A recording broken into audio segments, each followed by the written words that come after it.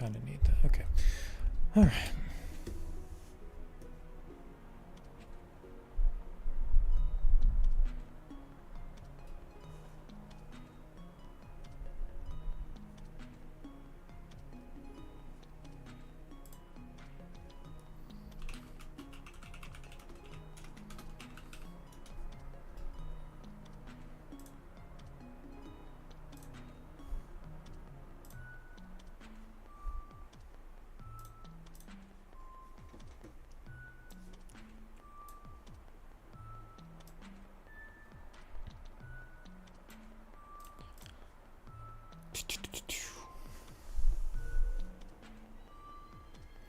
Hi, Celian. How are we? It's been a little bit.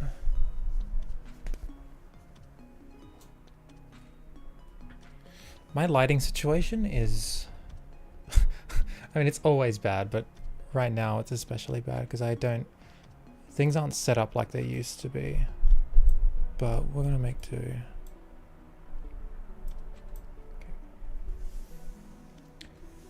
Bitai, what about you? Sorry, I ate the light. Of course, of course. It's actually back there. It's whatever. I hate it. Yeah, I'm good. I'm also tired. I just spent the last 2 hours preparing for stream because I was like, oh yeah, I'll stream like in 20 minutes, you know? And then I was like, oh fuck, I forgot I was gonna do something cool. I was gonna organize some stuff. And alright, I don't know how exactly I'm gonna do this. Let me just open that. Man, I got 3 screens and I still feel like I don't have enough space. Ugh.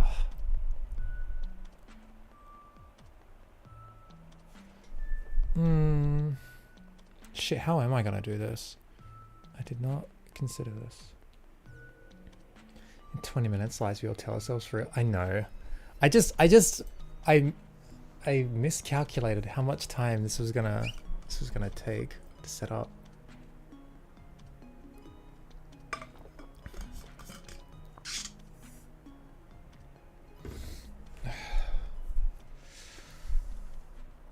All right.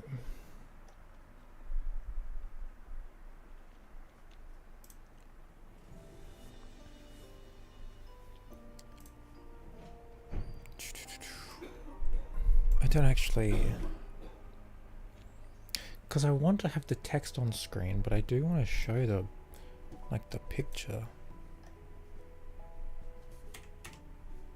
I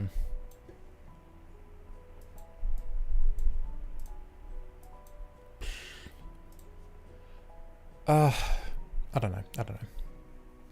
Work something out. Might just drag it. I don't know.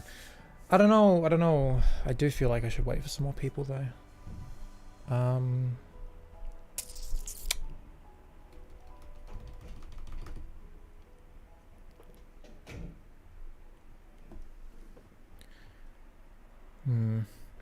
Just thinking. Is there something we can do while we wait for peeps to show up?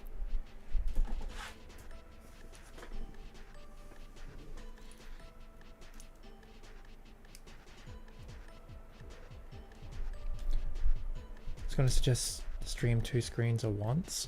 I don't know how to do that. Like I can separate like that, I guess, but I don't want to do that. Can you go away? Thank you. Also, is the music too loud? It's a bit loud for me, but what I hear isn't what you guys hear.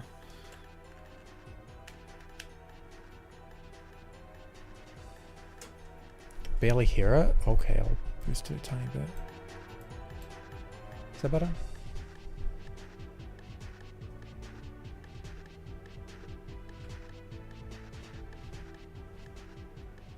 Yeah, cool.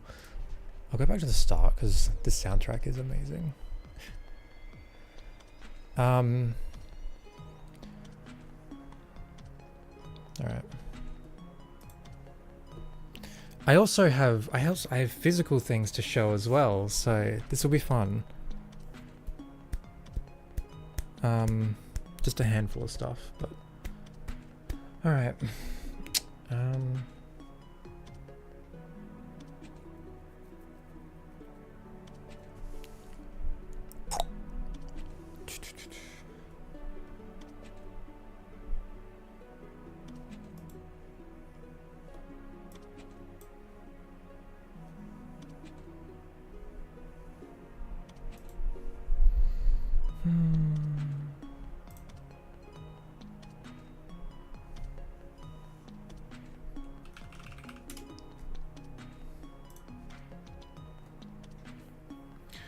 Okay, I think I might just start. I'm gonna be doing a lot of reading. Reading things aloud, a lot of talking. I hope I can get through this. I have a lot to get through.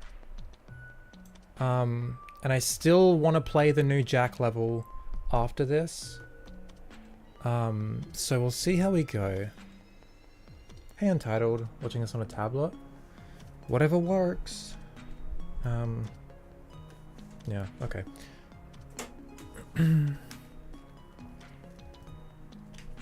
Things are gonna get messy during this stream, but that's fine. Things happen. Okay, reading. Ew. Hey Daddy. Yeah, we do some looking at words with our eyes in a sequential fashion. Okay, I think I might get started. So basically, this is my media thread. Woo. I like keeping track of all the things that I engage with, like when it comes to art. I like keeping track of all the games I've finished, and then when I started reading... Okay, so like at the start of 2024, I was like, okay, I'm gonna like start reading again, like properly. So I started reading a bunch of books, and I was like, I want a place where I can track all the books I've read and like leave little notes. Because I do that on like my anime list with like anime and manga and stuff. I like expressing like some, you know, brief thoughts on a thing that I've experienced, and just like, you know, have them all organized in a centralized place. I like that. And when I tried looking for like dedicated sites for films and music and books, like, and even video games, like I couldn't find anything that fit what I wanted. Like what I wanted it to be like my anime list was. So instead I was like, why don't I just start like a Twitter thread where I just like, I got a picture and a brief explanation of like my thoughts on it, and that's it. And then I stopped using Twitter. And Twitter sucks for that anyway, because I can only use like, what, 100 words or whatever. So then when I quit Twitter, I decided to chuck it all in a fucking spreadsheet, copy and paste everything I'd written thus far about everything on any sites I had. And then continue on from there. So that's what this is. Every book, every album, video game, anime or manga, film and TV show that I experienced this year, I'm going to be talking about it. Be warned, there's a lot, 90 in all, which I don't think is like a lot, but it's a lot to get through in a stream. I don't know how long this is going to be, but hopefully I want to be able to play the new Jack 1 level after this, so stick around for that, I guess. Yeah, I have a few of the things here physically, so if I do have it physically, I'll kind of show it, I guess. Ow. And I spent like 2 hours getting all the pictures for it, so yeah. Hold on, let me mute Discord.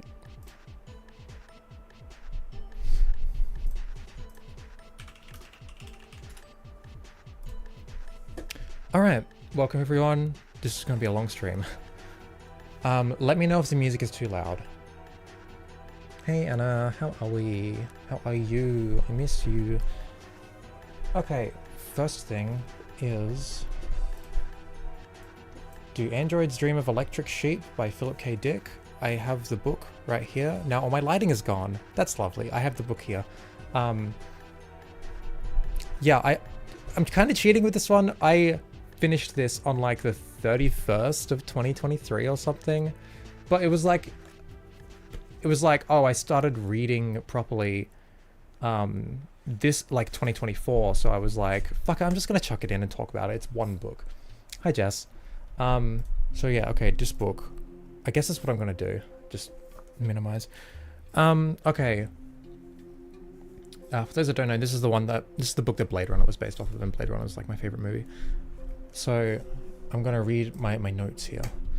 This is a weird little story that I quite enjoyed. I'd already seen Blade Runner a few times and loved it before going into this, so I didn't go into it fully blind or anything, but I found it consistently interesting just how much the film took from the book and what they left out. To be honest, I think the world portrayed in this book is far more dystopian than the film, with things like the empathy box and the mood organ and other weird cultural norms that have been established in this decaying world. The stuff to do with Mercer went a bit over my head, but I'd probably pick it up easier on a second go through. Honestly, quite enjoyed this. Maybe incomparably to the movie. I don't know. This book's really cool. I quite liked it. There's like scenes in the book that just aren't in the film, and there's like one scene in particular, and Deity knows what I'm talking about, where it's just like it's totally fucks with your head, and it's just so cool. I get why things are the way they are in the film, and maybe I still like the film more, I think, but this was really cool, and like it's just got a totally different vibe to it. I would recommend checking this out if you like Blade Runner. Yeah. That's book number 1, let's go. The scene messed with me so hard, yeah. Hang on, Ark. Okay, next book was, oh yeah. Next book is Carrie by Stephen King. I think it was his first novel. You can't see me anymore because it's dark. Meow. I see you, Anna, it's okay. Oh yeah, so you're so pretty. Shut up. I'm doing the thing. I'm gonna be here forever, aren't I? Okay. This was kind of really weird. It wasn't really a horror story. It read more to me like a tragedy. A main character that is brought up in a horrific, abusive household and is treated almost as bad by her peers her whole life. Then when it seems like she's finally allowed to experience some unabashed happiness, it's ripped away from her, which leads to her down a path of destruction, resulting in her death. Oh, spoilers. I'm sorry. Oh no. Oh no, I've done it. Oh no. Okay, maybe spoilers for like everything I talk about. I'm so sorry. Anyway. Fantasy elements aside, Carrie did not deserve any of this, but I'm struggling to see what the point of her suffering was. It doesn't help that the point of view was taken away from Carrie so often that we don't really get a chance to get familiar with who she is outside of her trauma. It feels like all the secondary characters are more in depth than our protagonist, which I think is a shame. I did enjoy how the structure is broken up by interviews or scientific papers or books written after the events of the story as a way of hinting at what's going to happen, though I do feel it took away from some of the tension about how the prom night was going to turn out. I don't know, this book was weird and I'm struggling to find the point in it all. Just felt like a really mean-spirited tragedy. I was really gripped by it. I read the majority of it in a single sitting, so I did enjoy it. I feel a better story could have been told here though. Yeah. I saw the original Carrie movie. It's so gross and uncomfortable. Yeah, it's weird. Like, it just seems like, oh, I'm gonna write a story about this character who's got like a really, you know, a horrible backstory, and it's like, you know, been tread on her whole life, and that's it. Like there's I don't know what the lesson here was. Like, maybe don't bully people in high school because they might go crazy and die or some shit. I don't fucking know. I don't know. Like, even like it's been a while. I read this at the very start of the year. Also, I don't have dates for when I read all these. When I did all of these, I'm going to for this year's media thread, but I don't even like the tone of the book was just like sort of indifferent to Carrie's suffering. Just kind of matter of fact about it. I feel like more empathy was placed on the secondary characters who were doing the bad shit to her. Except maybe the mother. I don't know. This book is weird.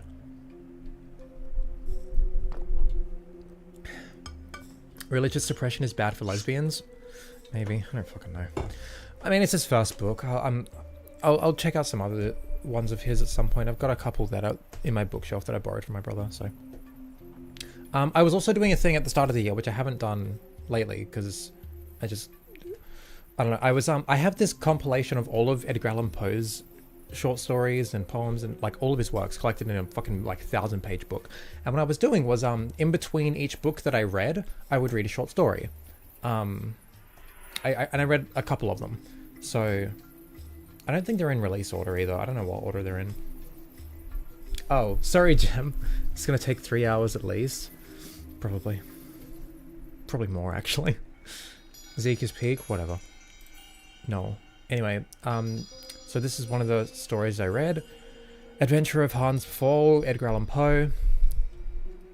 Zeke is always ignoring me. Shut up. No.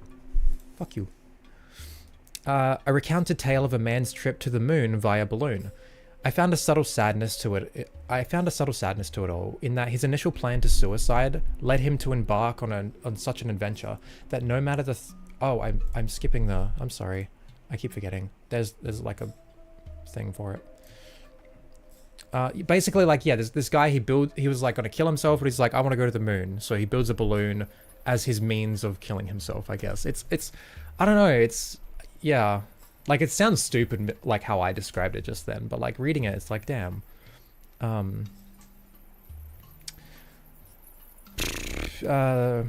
found a subtle sadness to it all in that his initial plan to suicide led him to embark on such an adventure that no matter the threats to his health along the way, it mattered little, as he had already planned to die prior.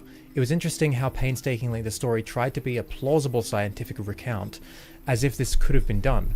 This did lead to the feeling of it being pretty dry to read, and some passages stretched on far too long than they should have. The ending was interesting and left fairly open, which I appreciated. Not entirely sure what the extended note was meant to be or why it was there. There's like a really like long note at the end of it. I think it's like an in-universe sort of like rebuttal to the guy's scientific findings or something. I don't know, it's weird. But what I like about this story is it's kind of like a proto-science fiction story.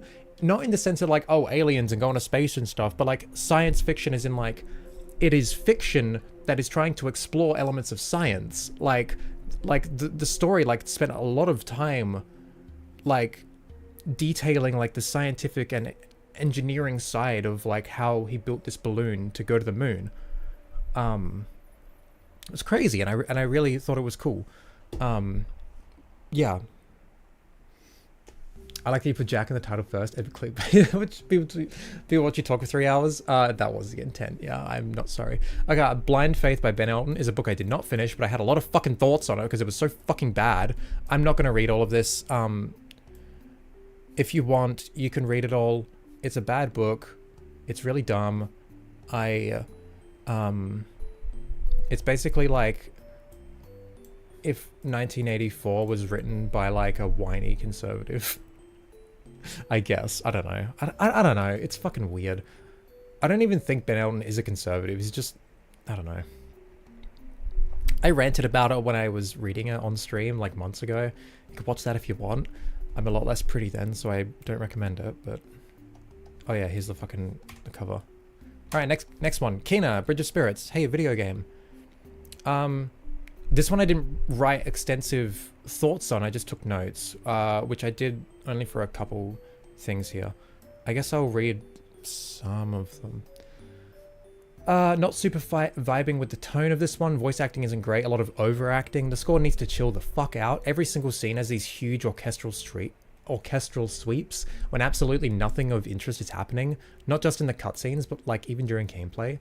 Like there'll be this jingle that'll happen whenever you unlock something or do something to progress every time, trying to make it sound as if every little thing you do is the most magical thing in the world. So far, not really invested in the story. I don't really know what the plot is so far. We're kind of just helping spirits pass on so we can progress. But I don't know why exactly we need to get to the mountain shrine. Kina as a character is really bland. Maybe we'll learn more about her later, but so far I know literally nothing about her other than her father was also a spirit person thing. Can't remember the name. Update, you don't.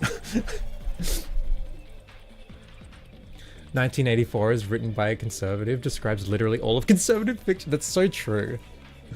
You can read all this if you like. I'm not going to go through all of it. But I'll read this part, I guess. All these notes were taken after my first play session, and the updates were made after beating the game. Notes to make after finishing it.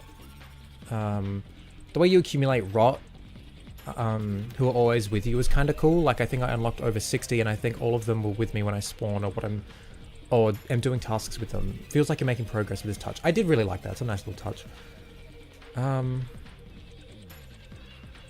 Boss fights are all pretty solid. Final boss is actually pretty cool. Trials can be fun. There's like challenges you can do.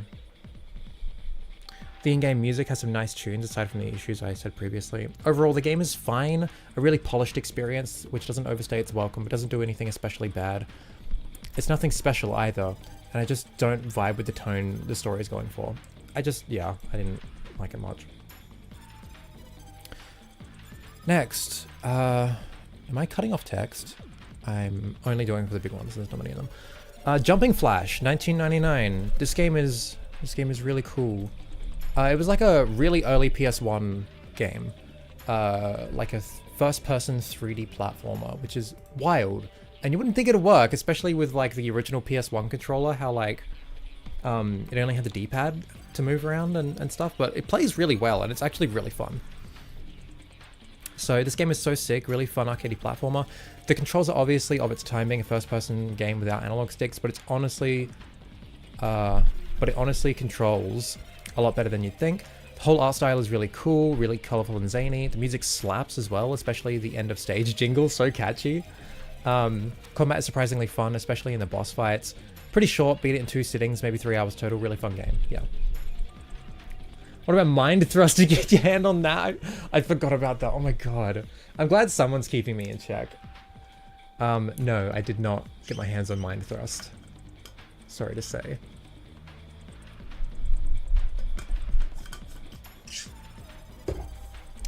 Okay, next game is No One Can Stop Mr. Domino.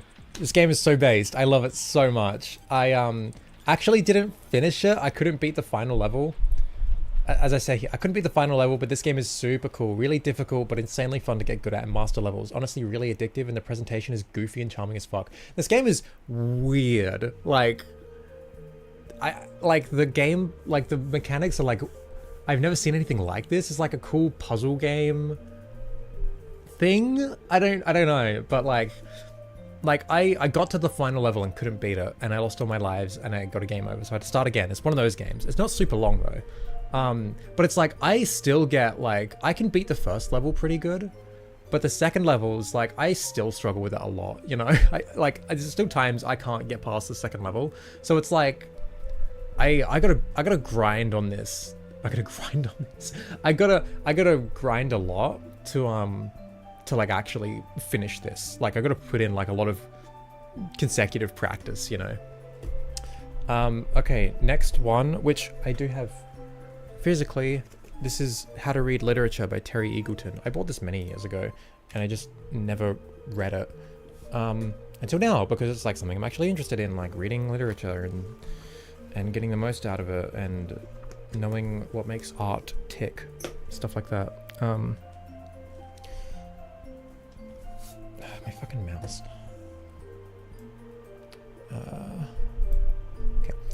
A bit of an odd book. I bought it years ago because I wanted to gain a better grasp on how to critically engage with media. I kind of wanted some practical advice, but there was little. There's a lot of instances of using a piece, a poem for example, and breaking it down through criticism, but it never really goes into how to develop that eye for criticism. There's a specific point when talking about the value in literature and the different standards proposed throughout the ages for how to judge a work.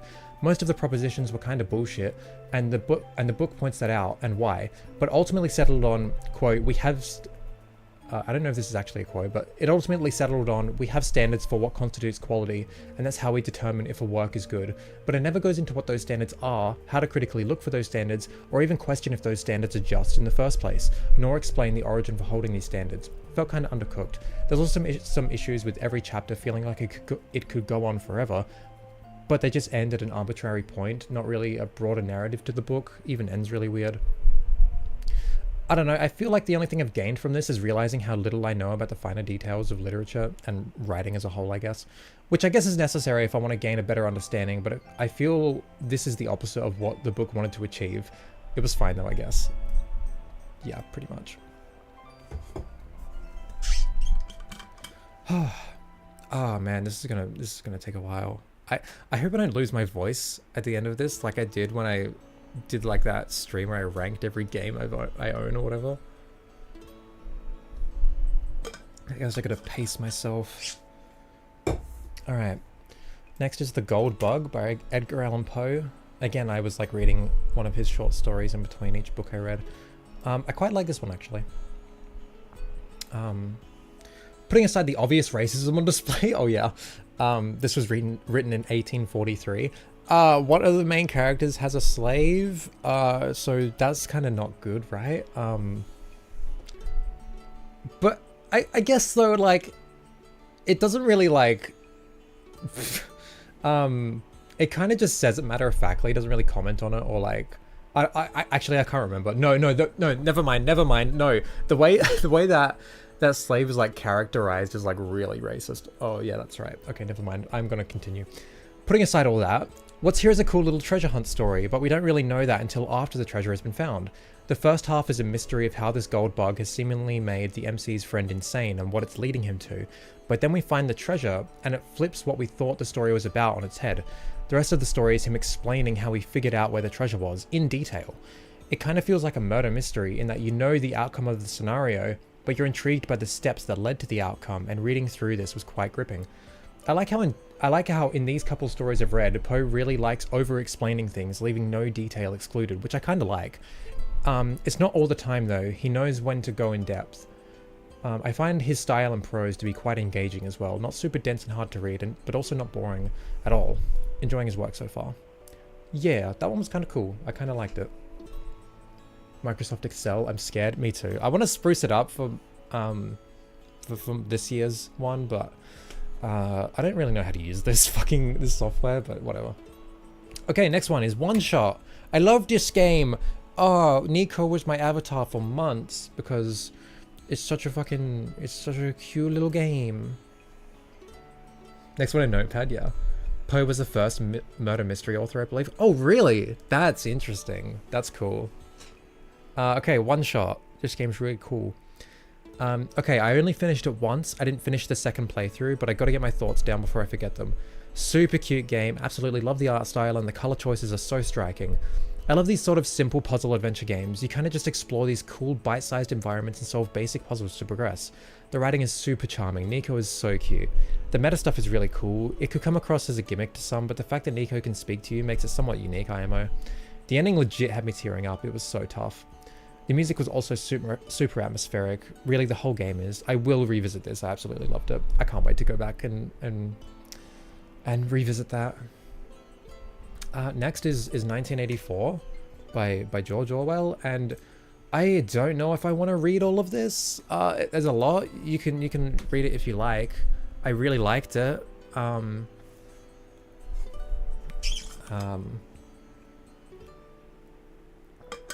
I really like...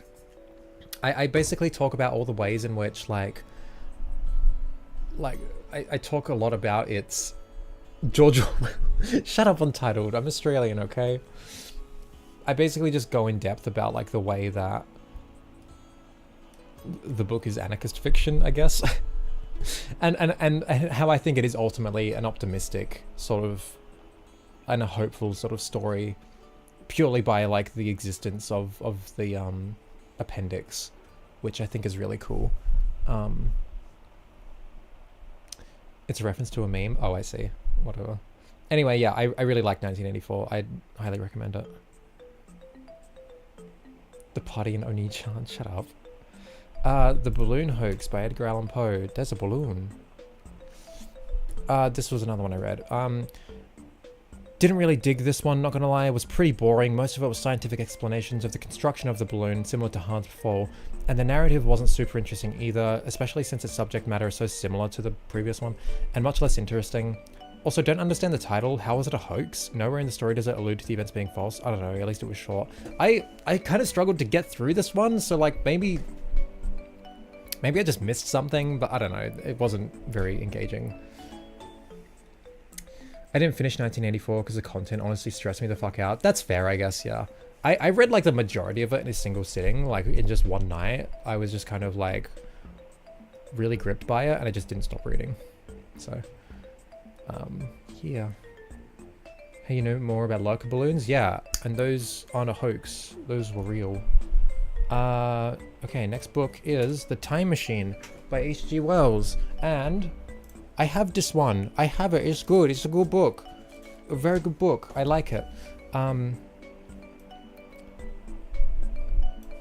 cool little read, oddly political in its depiction of 800,000 years in the future, lol. The explanation of the Eloi and the Morlocks being that of the aristocracy and the labourers after thousands of generations is really interesting. At some point in the past, the labourers being driven eternally underground to uphold the lifestyle of those above ground, that even sunlight is something reserved for the privileged.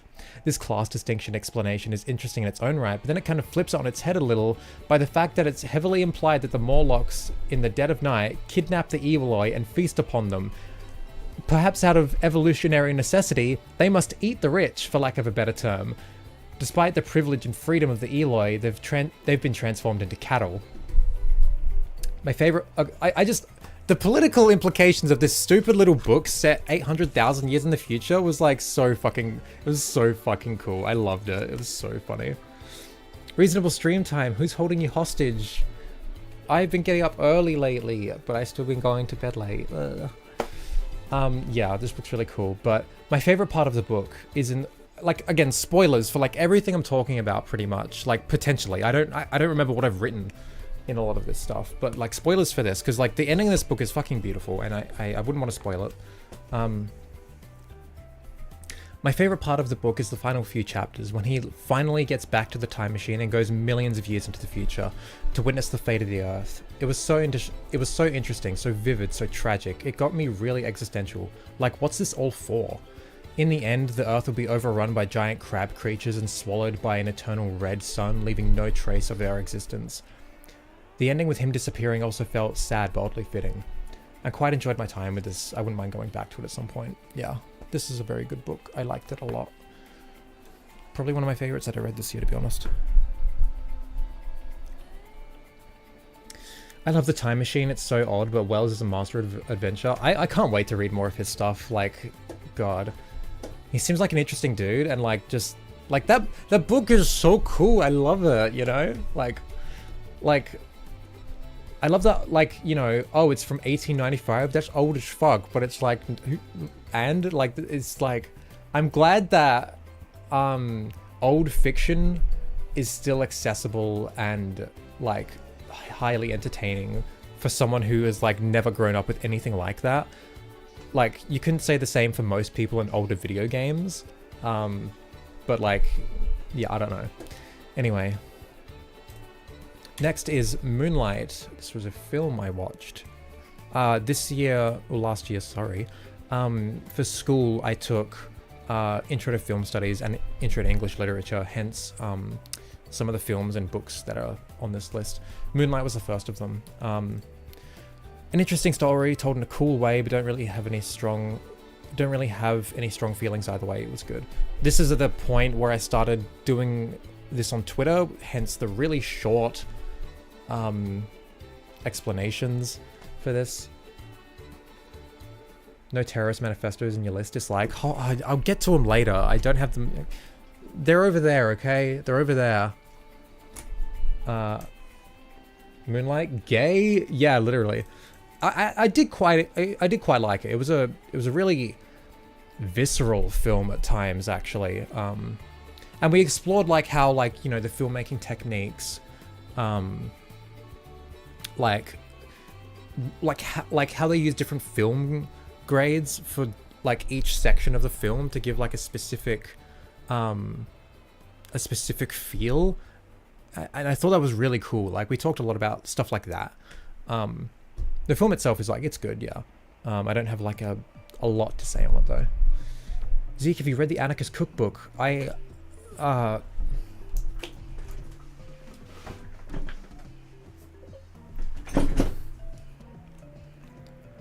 have an Anarchist Cookbook. This is not the one that teaches you how to build bombs though.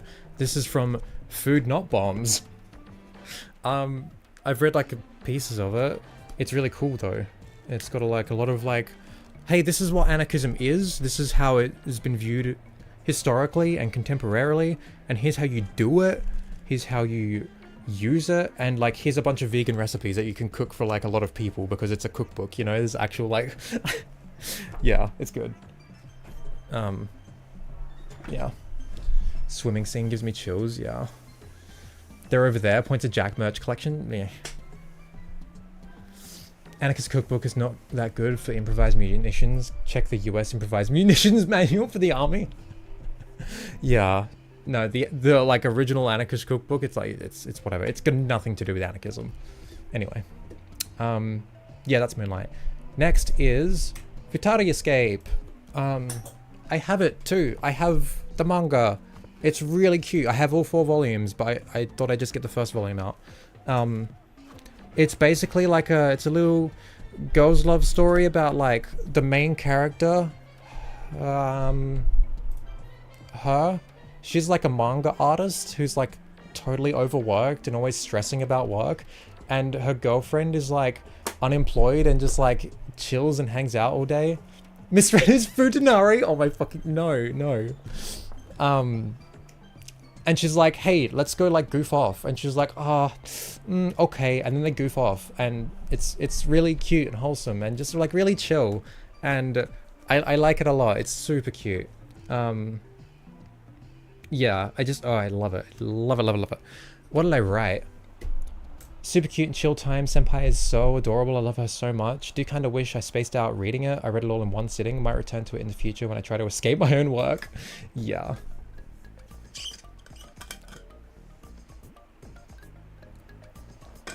I can see where your brains are, Jess and Anna.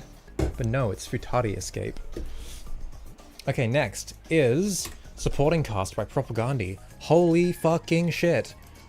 What did I write? Holy shit, just absolute peak. Got severely addicted to this for like a month straight. Just absolutely firing on all cylinders. One of the best punk records ever, IMO. Yeah, it was like, when I got my Spotify Wrapped, it was like, this album was my top, Propagandi was my top, and the first 5 songs were my top 5 songs of the year. like this album is just fucking incredible. It's just absolutely fucking, so good. Fucking everything about it, like it's just, I don't know how to describe it. It's just really fucking good. Go listen to it. And its artwork's really cool too. Next is Cut and Stitch by Petrol Girls. Also a fucking excellent album.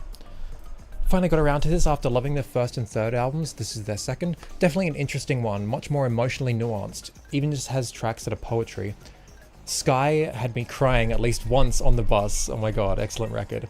Petrol Girls is one of my favorite bands. I started with Baby, which is their latest one. Honestly, I think Cut and Stitch might be my favorite one. It's just so much more varied in terms of tone and style and the music. I'm checking it all out for sure. Oh, cool. This is mostly punk rock, yeah. Cut and Stitch, like Petrol Girls and Propaganda, they're punk bands. Some of the best, mind you, but like Cut and Stitch is just like so emotionally nuanced as well. Like Baby is just like so fucking intense. Like it is just so angry. And the first album, oh shit, what's that called? Oh no, I've forgotten the name of their first album. Wait. Oh no. What is it? Talk of Violence, right. Talk of Violence is really fucking good too. Probably my least favorite though. But Cut and Stitch is just like, it's so cool and like so moody at times. And yeah, Sky is a song. Go listen to that, please. Like, it's kind of heavy, but like musically it's kind of heavy. But like just go listen to that. It's fucking heartbreaking. Like, anyway. Daydreaming as I'm listening to you. I imagine. Okay, next is Itakoma Hits by Otoboke Beaver. These guys are fucking, I love them. They're so cool. They're fucking wild. God damn, this hits so hard. Some of the most abrasive and fast punk I've listened to. Super sick album.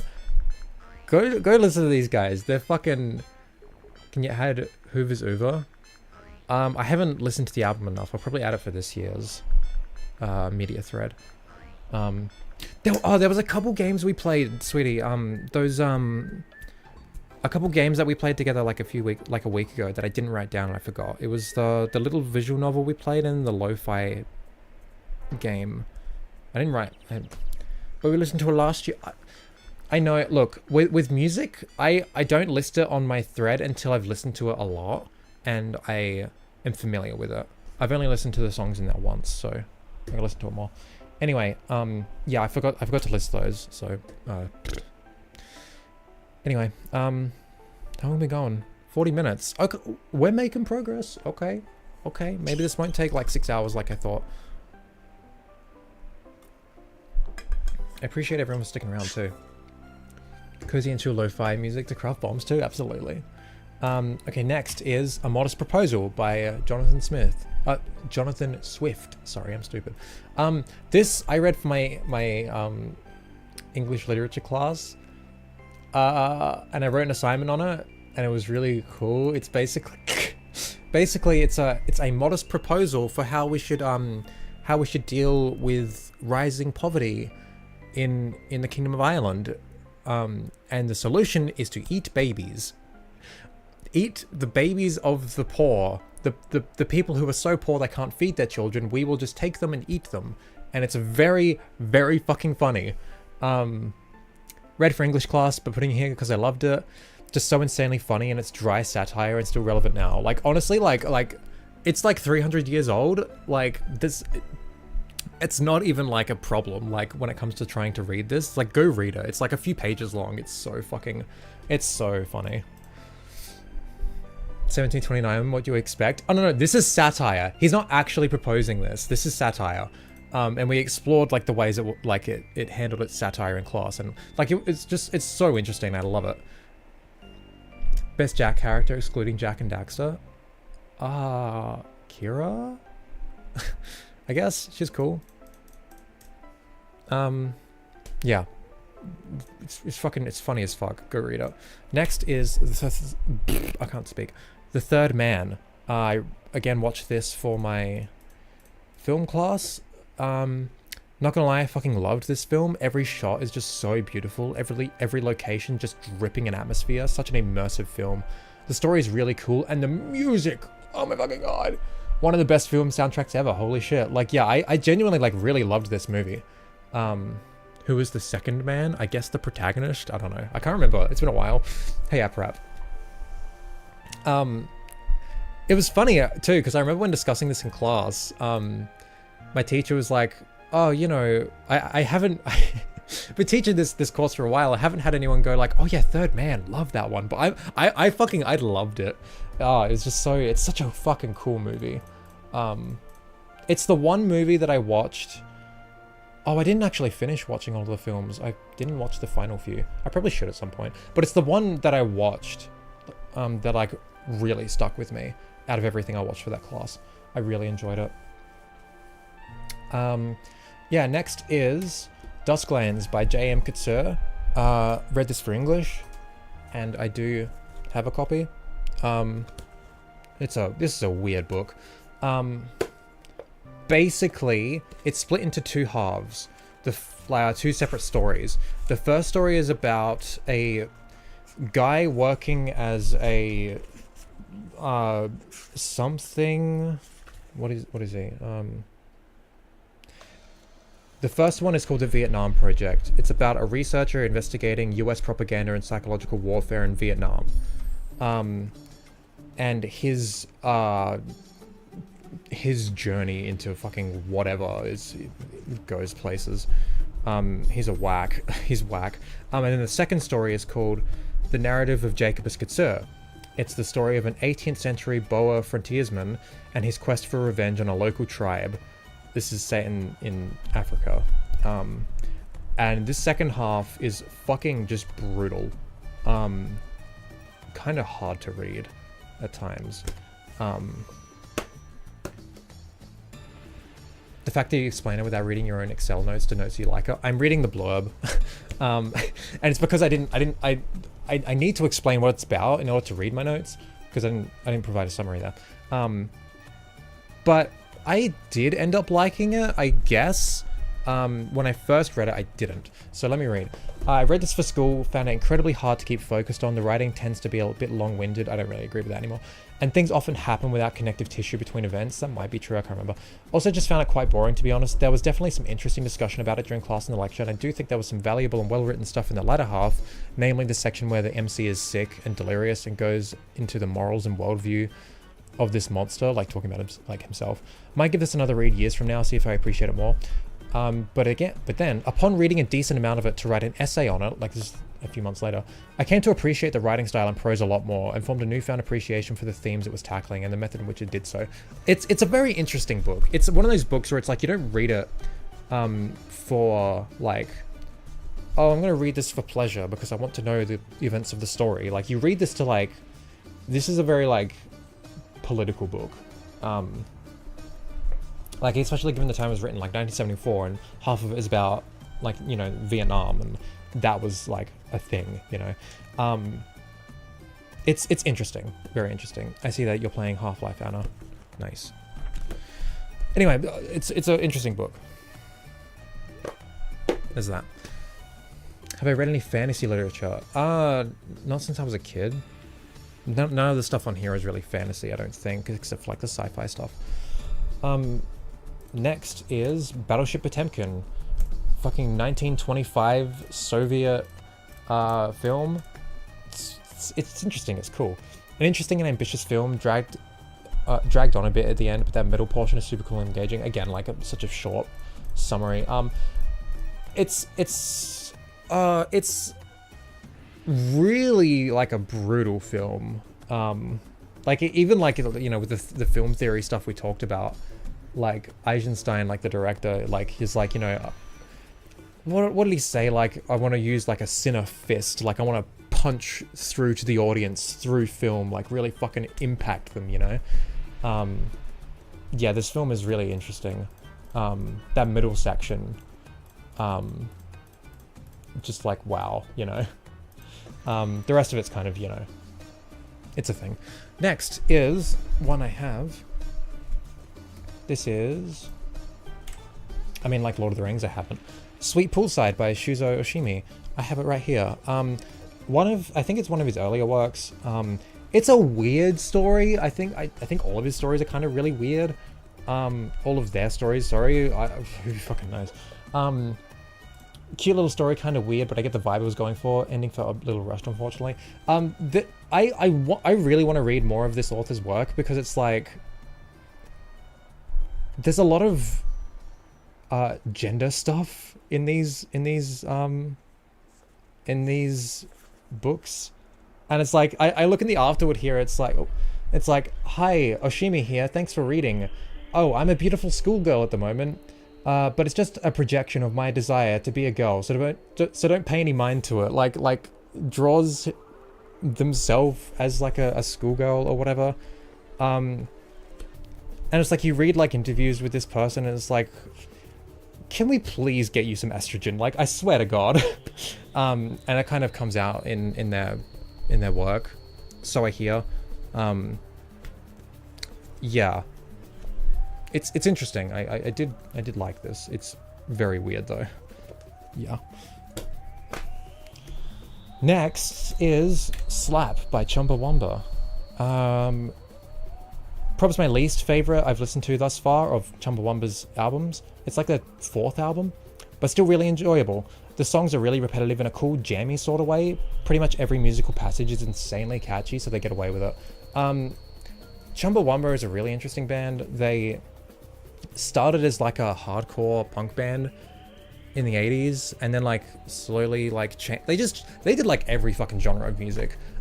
This is like a dance album, I guess. It's really cool. I didn't dig it very much at first, but the more I listened to it, the more I was like, damn, like everything in this is just so catchy, you know. But yeah, it's a good album. Next is another film I watched for class. This is Breathless, 1960. Really cool and interesting film. Plays around with narrative structure in a cool way. The whole film feels super real, just taking place on real streets. The two leads are cute in how they interact, and there's some interesting ideas surrounding identity. There's a lot more I could talk about if I watched it again. There's a lot of interesting things at play here. It's a very interesting film. I did actually enjoy it quite a bit. Yeah. Helicopter Dropbox full of estrogen, yeah. Okay, next. The next few films are the ones that we watched in class, covering Alfred Hitchcock. So the next one is Shadow of a Doubt. This was, I think, my favorite one that I watched out of the ones we watched of his. Honestly, a really tense film to sit through. The performance is really stellar and the plot is captivating. Again, it's so little. I wrote so little. This film's really cool and like really... It's really tense and like sinister and just fucking... It's a really cool film. I do wish I had more to say. I want to watch it again. I'm gonna try and blitz through the next lot. Next is Rear Window, another of his. This one's really cool, actually. Honestly, super cool film. Really gets the most out of its such a limited premise. Seriously, I want this to be a video game. The whole time I was watching it, I was like, this could be a really cool video game because it's like a murder mystery. But the plot is like, the main character is bedridden, because he's broken his leg or whatever. So he just kind of sits in his apartment and looks out the window at all his neighbors through their windows and all the events that happen throughout like a few days or whatever. So like the film is like very like in terms of like location and setting and stuff, it's very like restricted. It's like this one space and it never leaves it, but like it really gets the most out of that, and I think it's really cool. And again, like it'd be so cool if this was a video game. Like imagine like you were a character who could only look at things from your own perspective throughout the days, and you'd have to piece together clues about things that are happening in like in all these people's own lives and all their little stories. Like that'd be such a fucking cool video game. Someone's probably already made something like that, but if they haven't, take my idea, you're free. I used to have a box set of all of Hitchcock's films. 39 Steps was my favorite. Nice. I've only watched like what, 4 or 5, the ones that are on here. But yeah, I think Shadow of a Doubt was my favorite of the ones I watched. I think that was his favorite too, oddly enough. Yeah, anyway, next one I do own. This is Tintin Breaking Free. Whoa, this is really cool. I really like this. It is a anarchist parody of Tintin, I guess, but it's not really. It kind of just uses Tintin's characters and style and format to tell like a story about like workers in Britain going on strike because one of their co-workers were killed on the job, and like, you know, the bosses were being fuckwits about it, like not giving any compensation or any sort of care or whatever. So they all go on strike, and then there's a bunch of sympathy strikes, and then it just escalates and escalates and escalates into like a, you know, full like nationwide general strike, and it's just so fucking cool. And it's really cool, and I like it. Really funny and awesome anarchist parody of Tintin, where we see him and his mates throw a general strike across Britain. Honestly, really charming, captivating. I would recommend reading this. It's funny as fuck too. Yeah, I don't know. Oh, I love this song. Queen of the Dream World. Yeah. Next one is Beloved by Toni Morrison, which I also have here. I read this for English.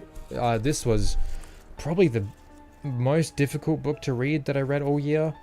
In a lot of ways. Tintin literally just fell into public domain. Sort of, I think there's some caveats to that, but yeah. This book is like a lot. God, this was fucking difficult to get through. The subject matter is extremely dark and the structure is hard to keep up with considering my faulty brain, which I fixed. Whoa, I think I took my pills today. Yeah, I did. I ultimately enjoyed, I ultimately enjoyed it. It's a captivating and interesting read. Basically, it's like semi-based on like a true story, about, what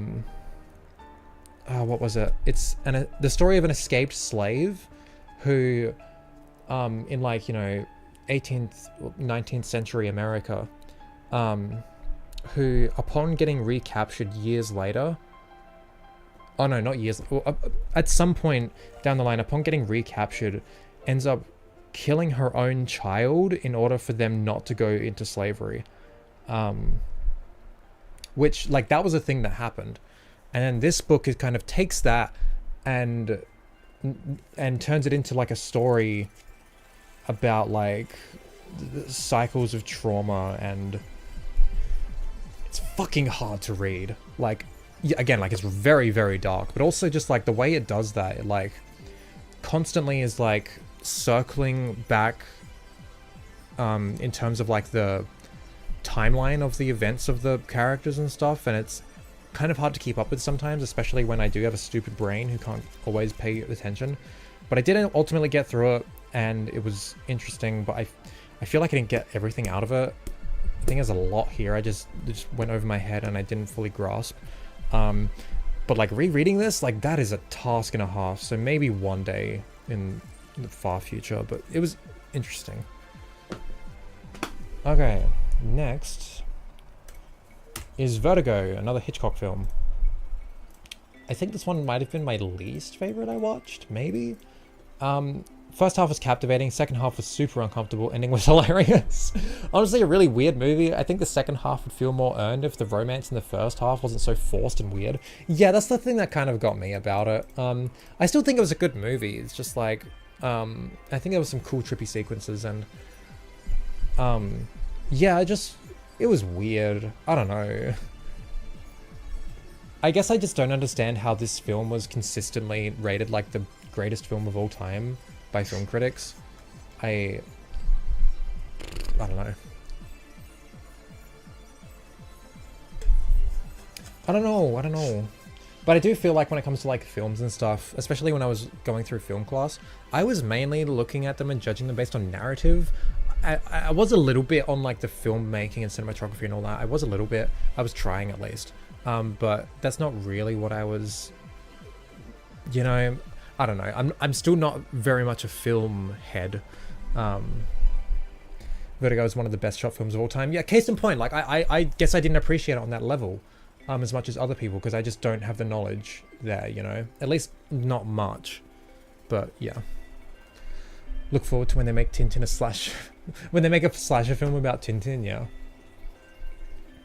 I want to try a lot harder this year with consuming media, but because the only things I can recall getting into last year was Jujutsu Kaisen, Ranma, Dandadan, and Kagurabachi, all shonens. I haven't heard of that last one.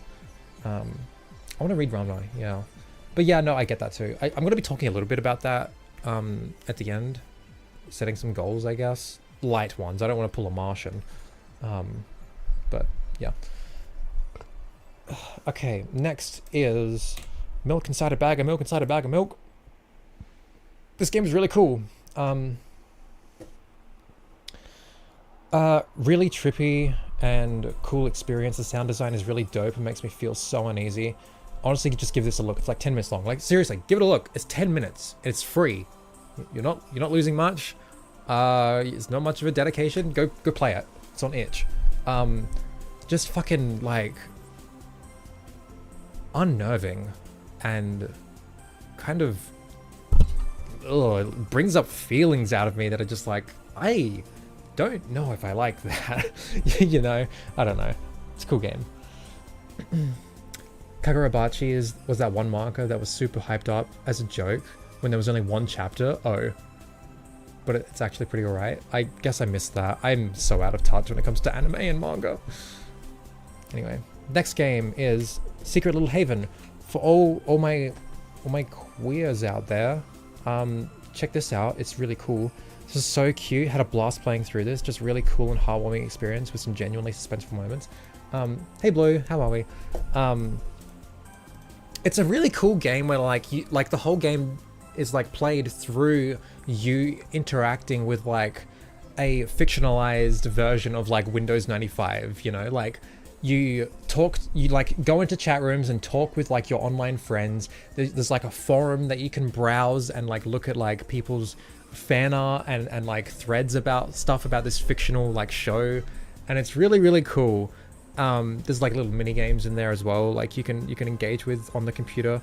And then there's some like honestly kind of difficult puzzles like at the end where you need to like solve stuff. But it's a really cool game, and made me feel many things. My stupid gay heart of mine. Yeah. Next, A Room Without You in It. It's a very short indie game on itch. Short 10-minute adventure, honestly really cool. The whole game seems to be made up of pixelated photos of a real apartment, and the short narrative is honestly really sweet. Yeah, again, short 10-minute thing, it's free, pretty sure. Go check it out. I quite liked it. And like again, like the fact that it's like entirely made up of like, it's like a little point and click thing, I guess, but like the fact that it's made up entirely of like real photographs that have been like pixelated is, I think, really cool. Oh yeah, I forgot, I have a little Jack keychain. I don't know if you could see that at all this whole stream, but ooh. Anyway. Real question though, do you think the protagonist is schizophrenic in Milk Game or just dealing with her trauma in a really messed up way? I haven't played the second one, so there might be an answer, like an actual answer in there. So, but putting that aside, just talking about the first one, and like not talking about a literal lore perspective, but in the sense of like what it's trying to portray. Yeah, I don't know. I think what we're seeing through her eyes isn't representative of reality. But I don't think it's like a schizophrenic thing. I think it's more so just the game sort of showing how everything feels to her. You know what I mean? That's my my guess. Yeah. All right, next one. What are we at? 33. We're a third of the way there. Oh my god, we're a third of the way there. Okay, next is Psycho. Everyone knows this one. You know, the scene in the shower with the strings. First half was really engaging. Second half felt a bit out of obligation, and the ending was pretty dumb. But the vibe and soundtrack were pretty stellar. Yeah, I love 60s transphobia. Gonna try the Milk one. I love unnerving weird shit. Awesome. Yeah, it's really cool. Yeah, Psycho's weird. Again, like the first half was really cool and interesting, and then the thing happened, and then it's like, okay, I guess we're just here for the ride now, you know? Yeah, Psycho's the thing. Next, Chumbawamba, English Rebel Songs, English Rebel Songs, 1381 to 1914. This is a really cool album. I really actually liked this album. Honestly, wasn't expecting to love this as much as I did. A purely a cappella protest and strike songs from throughout the centuries. Seriously, there's some real bangers on here, and the performance is really nice. Yeah, like there are no instruments. It's just all their vocals. They're all like harmonizing and singing. There's these protest songs, you know, like from like hundreds of years ago up to like more recently. Like it's just such a cool album, and it's like honestly the songs are just catchy as fuck, as you would kind of expect they would be, you know. That scene actually traumatized me as a kid. I couldn't take a shower if my family wasn't home for years. Oh, God. Oh, God. Okay, hey, Anna, here's the next one. Here's Cyber Kids. With the power of the glove. This is a fucking weird series. It's like a yeah. It was like a kids show from like the mid-90s that never released or whatever. I don't know the specifics, but basically like it was lost media for a really long time, and now it's available again, and like a lot of the episodes like have like big subtitles on it saying like not for like public distribution or whatever, because I guess they were like early cuts of episodes or some shit. I don't know. This show is fucking weird. It aired in certain countries supposedly, mostly non-English speaking ones. Right, okay. Basically, it's about like a bunch of kids, and like really young kids, by the way, from like all over the world. Like these 4 kids, and they need to help this guy in another dimension or some shit, who's been captured by the bad guy Zorak, who's excellent, by the way. And they all get given these gloves and the power of the glove, and watch it. It's a fucking trip. Watch this in a VC with friends. Honestly, the only way to watch this. It's the most batshit insane thing I've ever watched. Like, what the fuck? This was meant for kids? They torture Saddam Hussein in one episode, for fuck's sake. Zorak was genuinely really good, though. Holy computer chip. Yeah, like this... It's wild. It's so fucking funny. Yeah. Check it out. It's something, alright. Alright, next.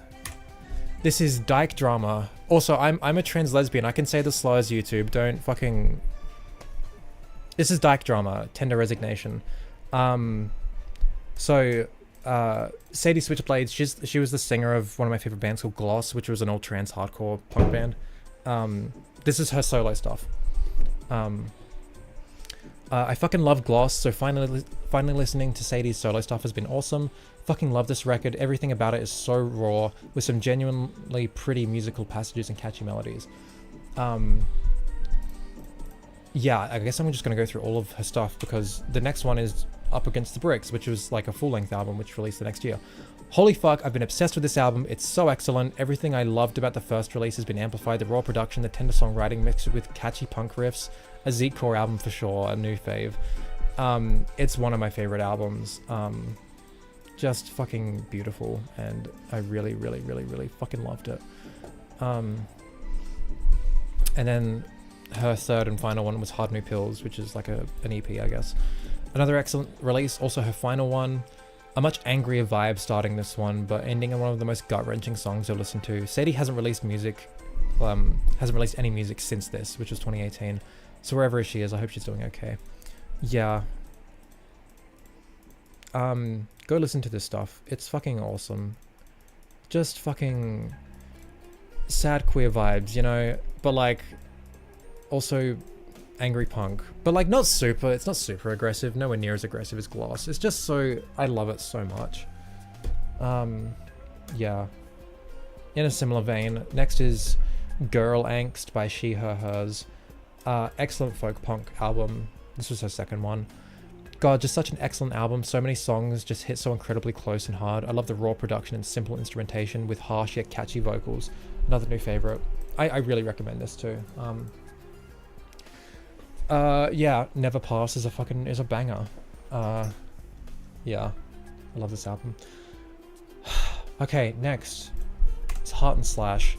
A certain someone recommended this to me, and I played it, and it's fucking really, really cool and really cute, and I really liked it. Really awesome hack and slash roguelike. 3D hack and slash roguelike, not like a 2D one. Like, that was what surprised me. Music is boppy as fuck, the movement feels a little floaty, but is fast-paced and oddly precise. The combat is fun, and the overall loop is a lot of fun. The aesthetic was really cute and well done. Overall, just a super sick game.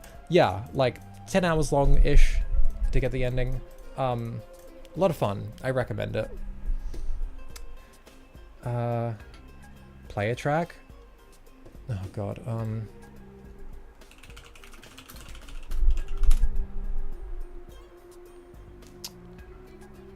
is I Hurt You the good one in like level 1? Is that the one?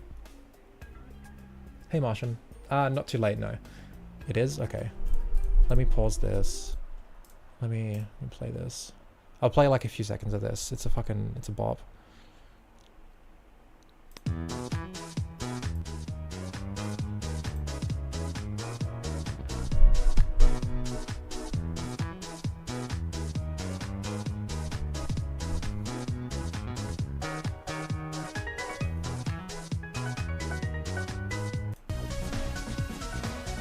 Yeah, it's so good.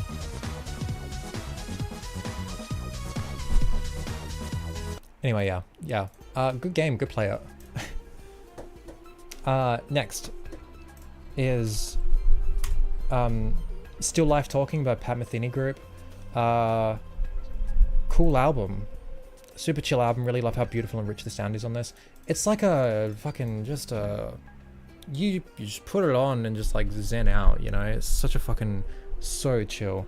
I think one of the songs was used in a JoJo ending or something like that. Yeah, it's a really cool album. Really, really pretty. Next, oh god, okay. Hellblade 2, Senua's Saga, or Senua's Saga, Hellblade 2. I think this is where we start getting past the Twitter stuff. Yeah, okay, so this is where I'm actually going to write some stuff about the things I experienced. Okay, really unsure how to properly feel on this one. It's an incredibly beautiful experience with some really amazing moments and demonstrates an incredible level of craftsmanship. But I don't know, I can't shake the feeling that I did less things compared to the first one. Sections seem to stretch on longer in one. Sections seem to stretch on longer than in one, and there were less places to explore.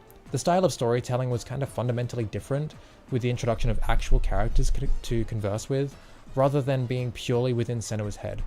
It felt less impactful than the first, which is sort of to be expected, to be fair, and I'm unsure how to feel about the ending. I don't know. This one is tough to think about. Still overall enjoyed my time with it. Color coded by media? Yes, it is Martian. Here is the key up here. Yeah, sorry. Hellblade 2, I don't. It's complicated. I don't know, and I don't even know if I want to revisit it, because it is a fucking stressful game to play. I don't know. It was something. I did like it ultimately, but yeah. Next one, I can finally show something again. Let's go. It's Prince of Persia: Sands of Time. I own this. It's a game I own physically. How about that? I didn't pirate this one. I bought it. How about that? Yeah, Prince of Persia: Sands of Time.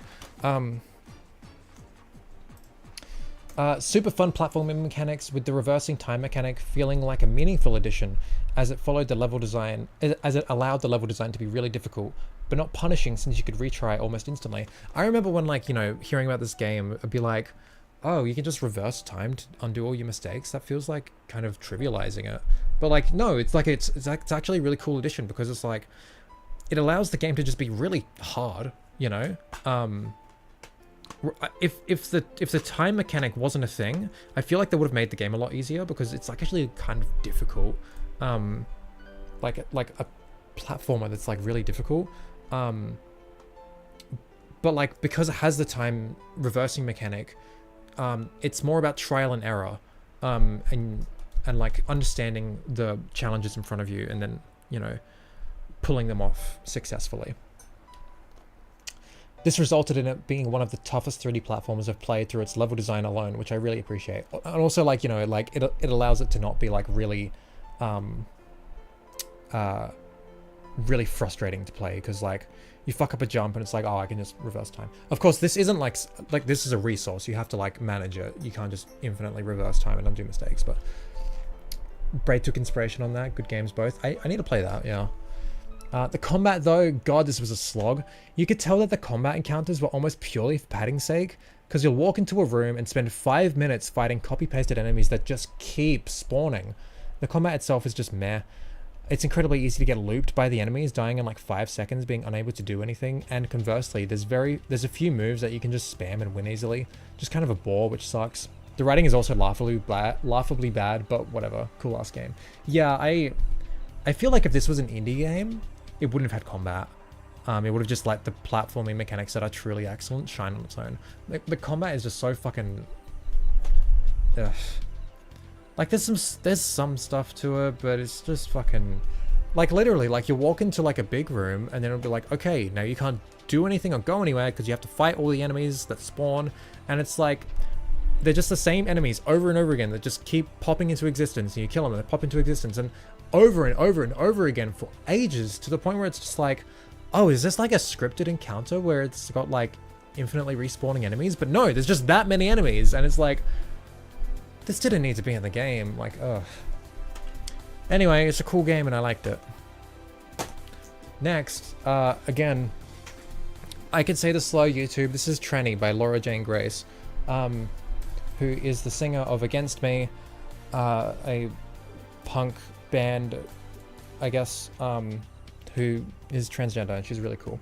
It was a cool read, really enjoyable read. Haven't really listened to a ton of her music, but it was a really cool read regardless. Yeah, it's cool too, because like a lot of it is made up of like her journal entries that, like, she started journaling when she was like a teenager and just like has never stopped. So like there's so many points in this book where you're reading entries from like those periods of time. And yeah, it's a cool read, I guess. I'm not super familiar with a ton of her music. I've really only listened to the one album. I think most people would know what that is if they're in the know. But yeah. Oh, next one I also own. I also own this one very recently. It was a Christmas gift from my lovely girlfriend. This is Past, Present, Future by Ra Band. Yeah, this is a really cool album. I still gotta play it on my turntable, but I gotta like clean it first, and I ran out of record sleeves, so I will do that at some point. But I own it, and that's cool. This is like from the 80s. This is like an old record. Yeah. God, this album is so sick. Compilation of remixed songs that I haven't really listened to the originals of, but these are just so good. Every song has gotten stuck in my head at some point, like multiple times. Just super funky and at times beautiful songs. Clouds Across the Moon in particular is hitting the emotions. The singer's voice is also just beautiful. Love this album. If you're familiar with the song Messages from the Stars, it's on this album. Like one of the versions, I think one of the most popular versions. There's like a fucking 50 of them, whatever. But this is essentially just like a album of remixes with like I think 1 or 2 new songs, but it's so good. It's really good. I recommend it. If you're into like, you know, synth pop, I guess, from the 80s. I don't know how to describe it. It's a good album. Okay, next is Tomo-chan is a Girl. I do own 5 out of 8 volumes of this, but they're in storage and I couldn't be fucked getting them out. Really fucking cute manga. God, this is so adorable. I loved like literally every character. All the girls were just so precious in their own ways. Honestly, there's some easily readable trans/gender themes to be gleaned from the story in regards to Tomo. Like, it's so obvious, you know, like if you know what to look for. The love story was also really cute and nice, and I'm glad it went on a little longer after the confession, so we got to see them interacting as a couple. Ending was really good too, really like this one. Yeah, you know how like in most like anime stuff, it's like, oh, the characters, they finally confessed and they're together now, and that's the end of the story. Like this one went on a bit longer than that, which I kind of appreciated, yeah. Read Tomo-chan and thought it was Azumanga Daioh. I gotta read that too. Or watch it, I can't, yeah. Yeah, the combat feels like it was there because it's expected versus actually being needed. Yeah, that's exactly my thing as well. Like, and again, if like that, if that game was released today by like an indie studio or like an indie developer or whatever, I feel like the combat wouldn't have even existed because it's like, oh, we've got this really cool platforming stuff. Here you go, you know, and that was it. Like sort of like Studio Regalia, that's got like some combat, but like it's really not a game with combat, really. Yeah. Okay, next is Kase-san and Morning Glories. God, this is so fucking cute. It's like a movie. I can't remember if it's a full-length movie or if it's just like a, I don't know. It's a really, really cute girls' love story, and I love it so fucking much. It's so adorable. This is a really sweet watch. Made my gay heart feel things. Really like this. Yeah, it's just the fucking God. If you're susceptible to squeeing really fucking hard, like, yeah. I had to charge my phone because it died. Sorry, that's all good. Next is another one I do own physically, but it's in storage and I can't be bothered getting it out. This is Claudine. Manga from the 70s. It's like a short story. YouTube on Firefox taking so hard, making it difficult to see what I type here. I've been having that same problem. Interesting to read such an old story about a trans character, but even with that in mind, it was just kind of boring. The art was really nice and the ending was sad, but I don't know, I didn't feel too strongly about this. Yeah.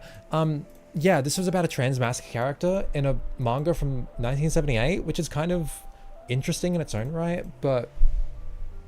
And like, it wasn't like... I think it was like they did a pretty decent job with it too. Like, it didn't feel super disrespectful. It felt not, obviously like not perfect representation or whatever. Like, but I don't know. I think it was pretty good considering the circumstances.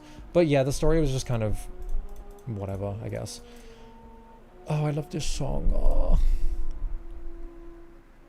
Anyway, next. Oh, this one's really cute. This is a little game called Refresh. She plays like a cute little robot, and it's like a short 2-hour platformer. Super cute. Really cute and simple little platformer where you play as a robot helping rebuild a community after a storm. Super cute aesthetic and vibe. The platforming was simple but fun, with the ability to get a bunch of jump upgrades, which went kinda crazy. The robot you play as is super cute and has the ability to unlock a bunch of cute cosmetics to wear. The writing and all the NPCs were adorable as well. Just a super wholesome and cute game. Only lasted 2.5 hours. Cool game. I recommend it. I remember when you played it on stream. It was so cute. Yeah. I can't. Is it free or it's a couple bucks? I can't remember. It's very. It's yeah, very cheap. I'm pretty sure. I can't remember. Hi Nepu. Were you this into romance pre-transition too?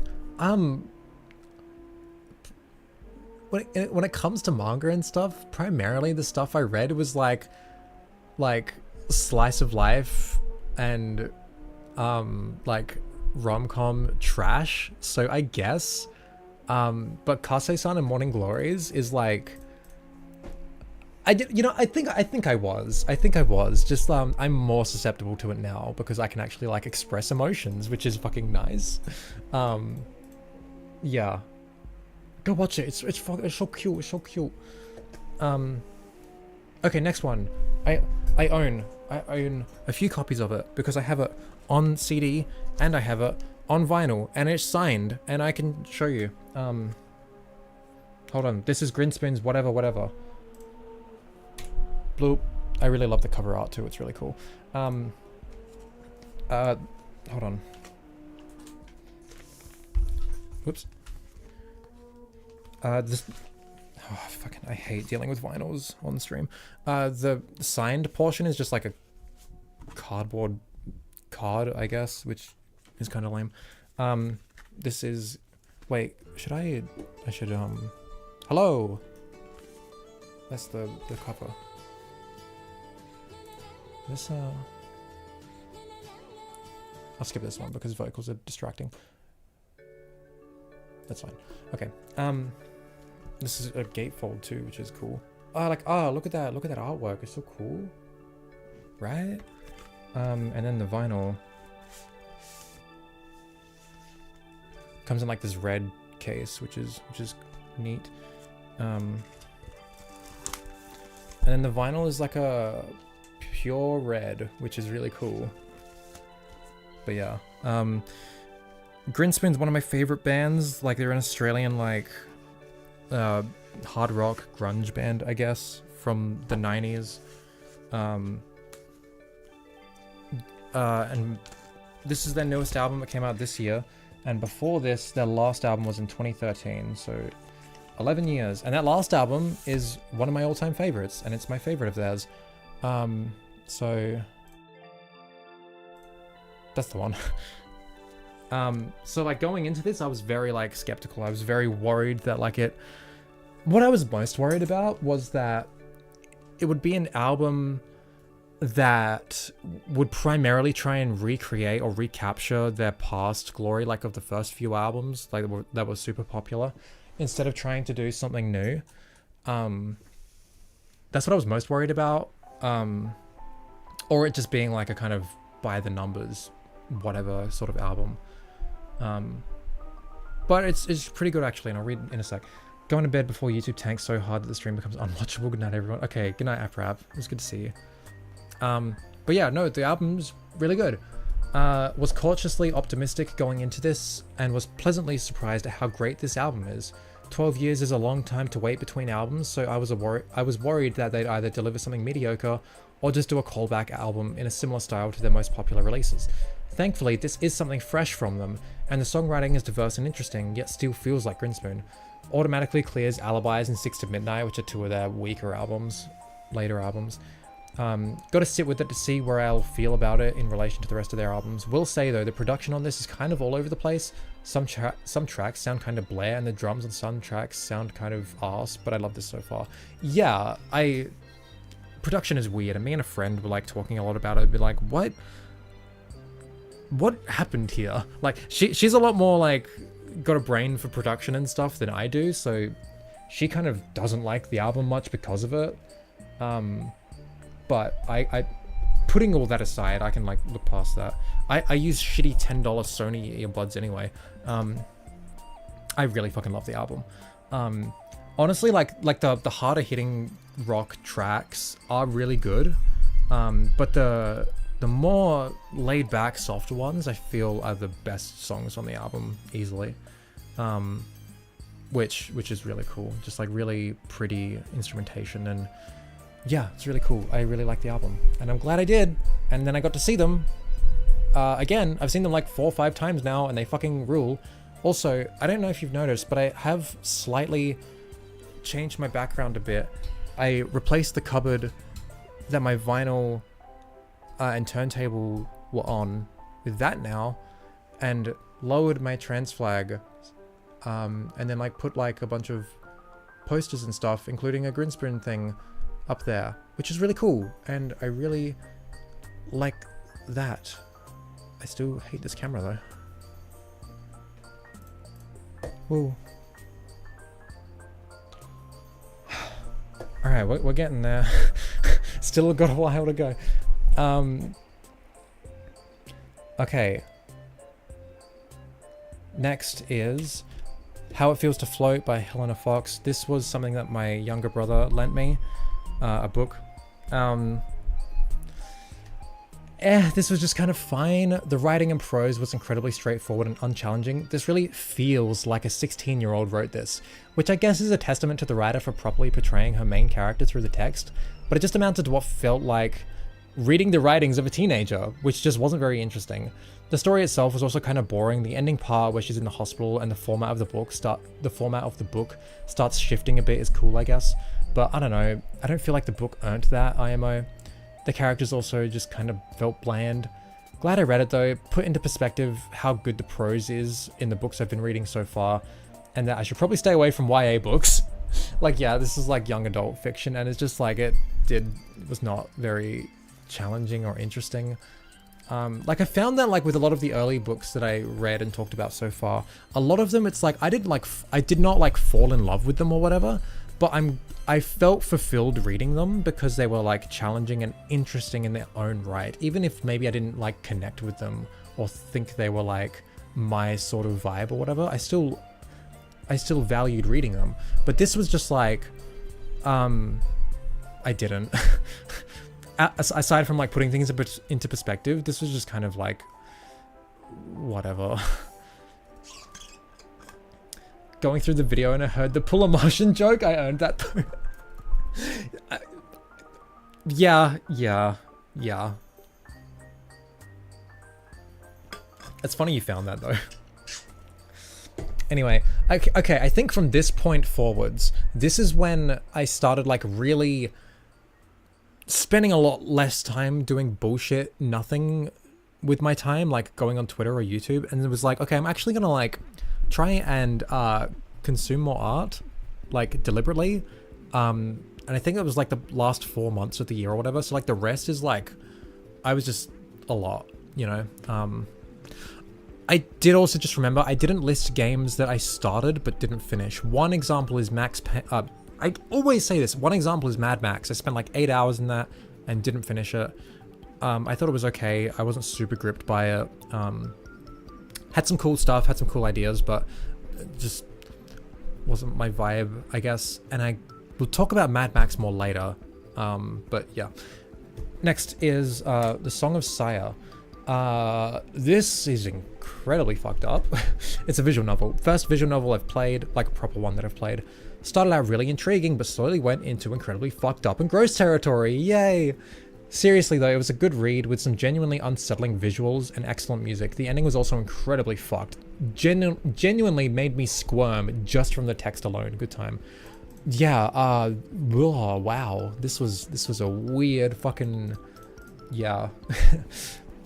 I don't know if I'd say I recommend it, but it was something, alright. I do need to read more visual novels, I think. There's just, yeah. It's more reading though, you know? Sometimes they're longer than books, like, God. Anyway. Next is Pseudo-Regalia. What an excellent game. This game is so sick. Really awesome vibe and aesthetic that even though it's explicitly adopting that low poly PS1 art style, it also captures that style in its level and area design. Feels very Eco meets Dark Cloud with some PS1 JRPG vibes. The platforming is super fun. I really enjoyed the movement, though it's a bit simplistic at times. I know there's a lot of depth to the movement, but I don't know, like, I felt like the way the moves I was using to just get around really quick were like really simple to do, and more complex ones weren't worth the effort, so I don't know. But like going vertically, I guess, there's a lot more depth there, I guess, I don't know. The structure of the game is sick, being a 3D Metroidvania, and it was a lot of fun exploring all the new areas, committing them to memory and trying to map out where I haven't been yet once I got new movement abilities. And that's the thing, like it's a 3D platformer Metroidvania. The new moves you get are all platforming moves. So it's like when you get a new platforming move, it's like, oh, now I can like make this jump, and now I can go to this whole new area and explore, and that's really cool. There's like almost zero combat in the game, which is really cool, and I really like dig that. And what is there is like super simplistic. It's just kind of filler. So like Jak 1 actually. We can see the scroll bar next to the chat. Jak 1 gameplay, hope lost. Oh no. It only goes up to here. The rest is just there for some reason. So don't worry, it's fine. Only an hour and a half. We can do this. This will be fine. Hope restored. Yeah, exactly. Yeah, really enjoyed my time with this, even if it wasn't the most mind-blowing, innovative experience. I'm still looking for that next big jump for the genre, to be honest. And that's something I've talked about a few times, where it's like, I'm really loving, like, you know, the revival, I guess, of 3D platformers, thanks to the indie scene. But I still feel like so many of them are still just, what makes them cool, I guess, is that they're pulling from the past. It's like, oh, this is a platformer inspired by N64 games or PS1 games or whatever, and that's cool and that's fine, it's valid, and they have their place and everything. But I'm still waiting for the next Jak 2, you know, the next Ratchet and Clank, the next platformer that's actually like fully unique and of its own and does something new and innovates for the genre. And I feel like we still haven't seen that yet. Pseudo Regalia is really cool though. It's one of the most high quality indie 3D platforms I've played, without a doubt. It's really fucking cool and I really enjoyed it. Okay, next is Twin Peaks, the first 2 seasons. Damn, this was yeah. Oh, context, yeah, I was replaying Alan Wake, and there is like a short 6-episode like mini-series that they made, which I had no idea about, that takes place in the setting of Alan Wake. And I was gonna watch that, and then I was like, everyone was saying, oh, this is so Twin Peaks inspired. I'm like, I should probably watch Twin Peaks. Like, why the fuck not? You know, I can just download it and watch it. This is also the year I learned how to pirate. Yay! And learned how to torrent. So I watched Twin Peaks.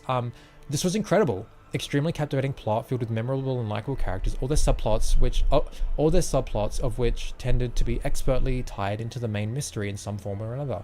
Kupo is such a sweetheart. He's so adorable. I love how weird and creepy the show could get as well, just so surreal at times.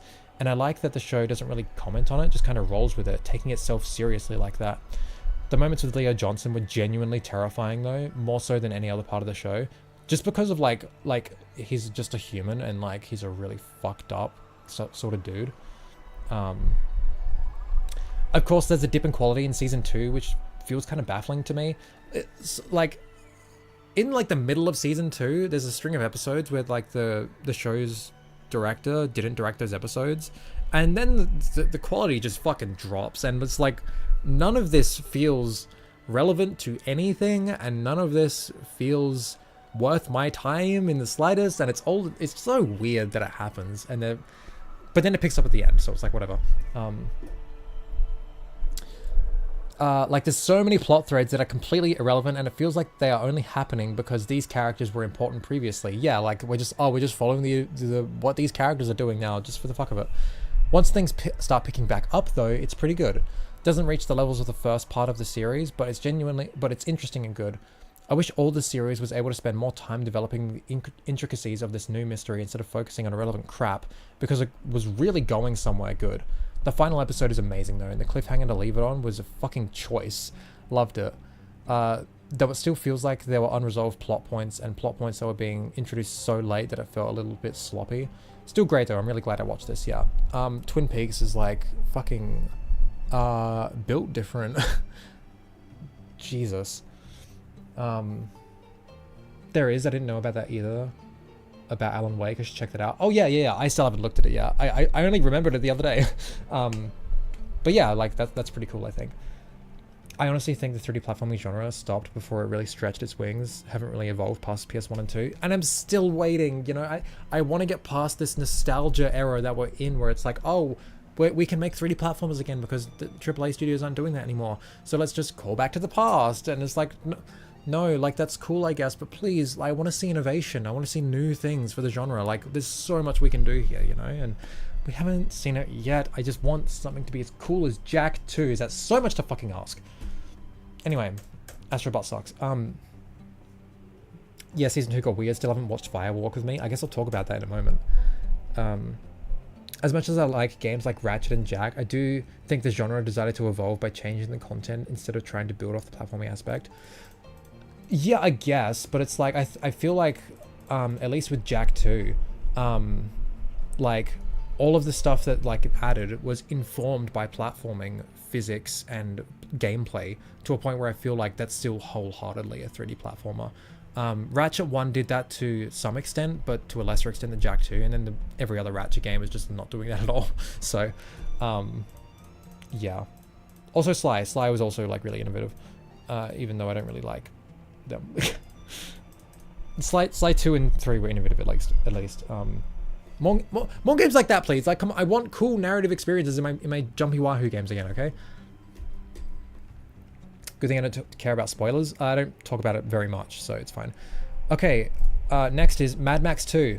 I watched the first Mad Max film many years ago with my dad, and then I rewatched it, like, 2023, I think? Or maybe it was last year? I don't actually remember. I rewatched it. And then I finally was like, okay, I'm going to watch the other films. I like Studio Regalia because it built its evolution very well into the platforming. Yeah, I appreciate that about it too. That's what I really like. Anyway, yeah. Mad Max 2. This went so hard. I'm blown away at how well done the sets and practical effects are. It's a simplistic narrative, of course, but everything about it is just so dumb and cool that it makes up for a really fun watch. Mad Max 2 is just fucking peak. I'm still thinking about, like, some shots, like, just, like, frames that are just so, like, dude, that is so good. You know, like, Zeke tapping into a heritage? Yeah, for real. Mad Max 2 is just fucking awesome. I love the first Mad Max too. I love the first Mad Max movie as well. I know it's, like, different from the rest, and it's not what you think of when you think of Mad Max. But, like, I love the first one, but, like, the second one as well is just so fucking damn. Mad Max 2 is good. Boiling hot take. Yeah, I'll get to my boiling hot takes later. Jesus. But yeah, Mad Max 2 is just fucking excellent. Fucking awesome film. Next is, yeah, Twin Peaks Fire Walk With Me. This was a film that they made. It was like a sort of a prequel. And yeah, holy fuck, this was intense. This is just a horror movie. Like, god fucking damn. It felt a bit slow at points, but the whole thing was such a trip. Quite enjoyed it, as grim and horrific as it could be at points. Like, this is genuinely, like, a difficult watch at times. Also didn't like how Donna was replaced. They replaced Donna's actress, and I hated that, and she didn't even look remotely like her, and it was like, that made me really sad, because Donna was one of my favorite characters in the show. But yeah, this film is, like, genuinely excellent. I didn't realize, but this is part of the Criterion Collection. Like, what? I guess I don't blame them. It's a fucking really good movie. Oh, like, I still think about scenes from this, and it's just like, oh, it makes my fucking skin crawl.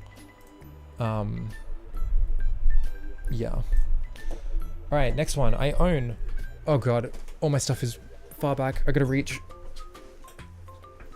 Next one I own is Brave New World by Aldous Huxley. Yeah. It's a book. I read a book. Whoa. A really interesting and well-realized world speaks on a lot of themes of socialization and culture, asking whether it emerges from human interaction or from top-down institutions, and what it means to go against those norms, set against the backdrop of a totalitarian world enforcing said norms. The writing and prose could often be really beautiful and was overall a really nice read. There were a few moments that played with the form of the book, where multiple different characters in different places would have simultaneous conversations, and that was really interesting. Quite like this book. Yeah, that was really cool. I forgot about that. Yeah, the setting of this book is fucking interesting, and like the ideas it plays around with is something. Yeah, interesting book. I recommend it. All right, back to things I don't own. Next is Mad Max 3, Beyond Thunderdome. This movie's fucking weird. Weird film. The first half was super cool and felt at home with the previous films. Super detailed sets, beautiful cinematography, and a simple but compelling setup. The latter half felt completely out of place and only tenuously tied into the first half, which ended up feeling pointless. I also felt the returning flying character from 2 served no purpose and was only included for the sake of it. Like the character he teams up with in the second one, he's just here for some reason. I also wasn't a fan of the film exploring more of the world before the apocalypse, showing a ruined city right at the end.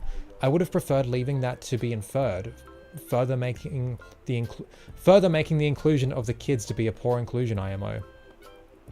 When the film finally gets to a car chase towards the end, it's really good, and the vehicle design is super cool, very Jack 3. I still like Max as a character, and I liked seeing him just do stuff, but this overall felt like an unfocused film. This movie is fucking weird. Hey Requiem. Weird film, Lamau.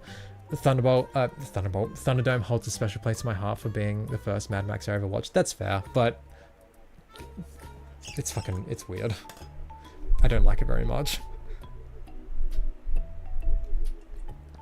Like as a whole, you know, like there's things about it I do really like, but yeah. A J&D character writes a book. Who would you like it to be? I want to see Daxter write a book about about like romance and like how to get with the ladies, because that'd be the funniest fucking thing. I feel like the point of the second half is to show how the world is rebuilding and changing for the better. I don't I don't feel that at all. Yeah, I don't know. Road Warrior is better, but Thunderdome is fun. Thunderdome is fine, I guess. Just, yeah. Anyway, next is Ghost in the Shell, the fucking 95 animated film.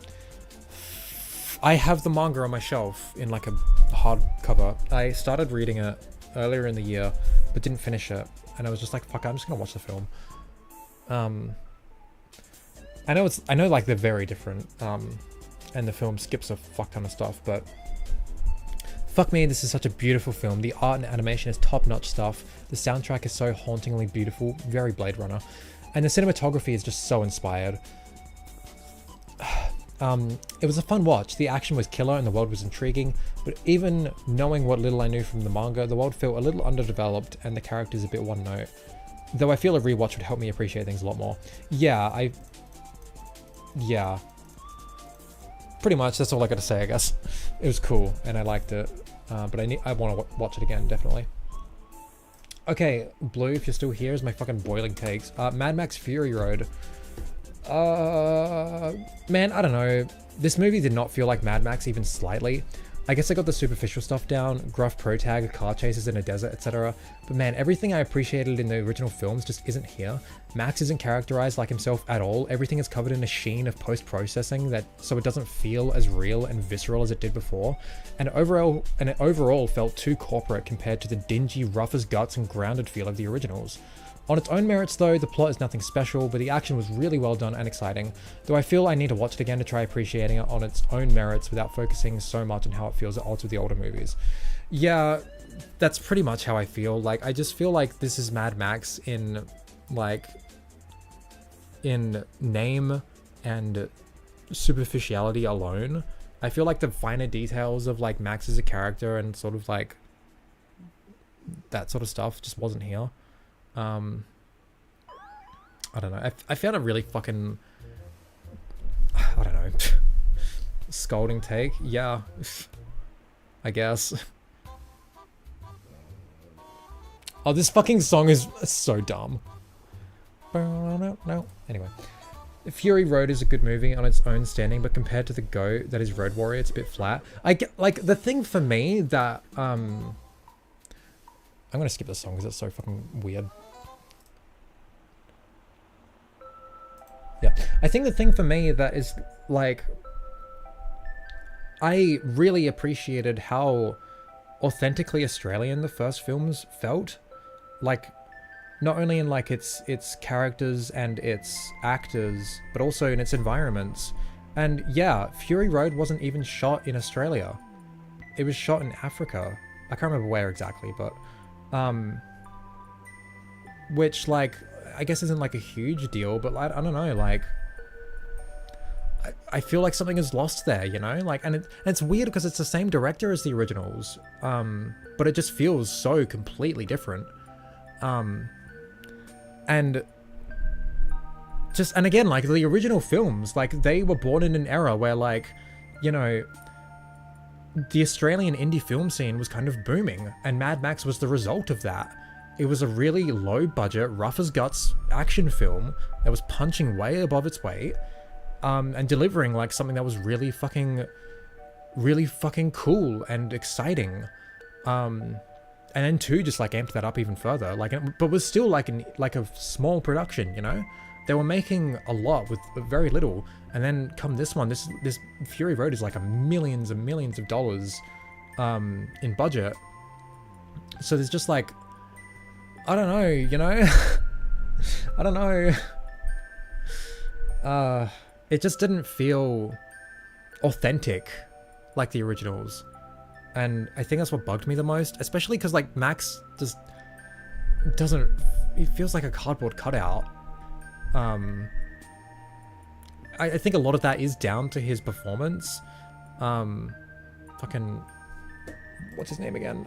Tom Hardy. Like, he's probably a decent actor. I haven't seen him in a ton of stuff, but I just feel like he didn't do this role justice, or maybe it was a script. I don't know.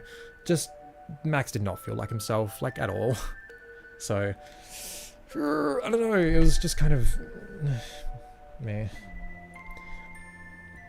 Fury Road might be one of my favorite examples of a simple plot structure flipped on its head. Like it was engaging and it was entertaining. Like the action is fucking, you know, it's incredible. It's exciting, but like everything I just talked about hasn't really got much to do with that, and that's my main issues with it is, I don't know.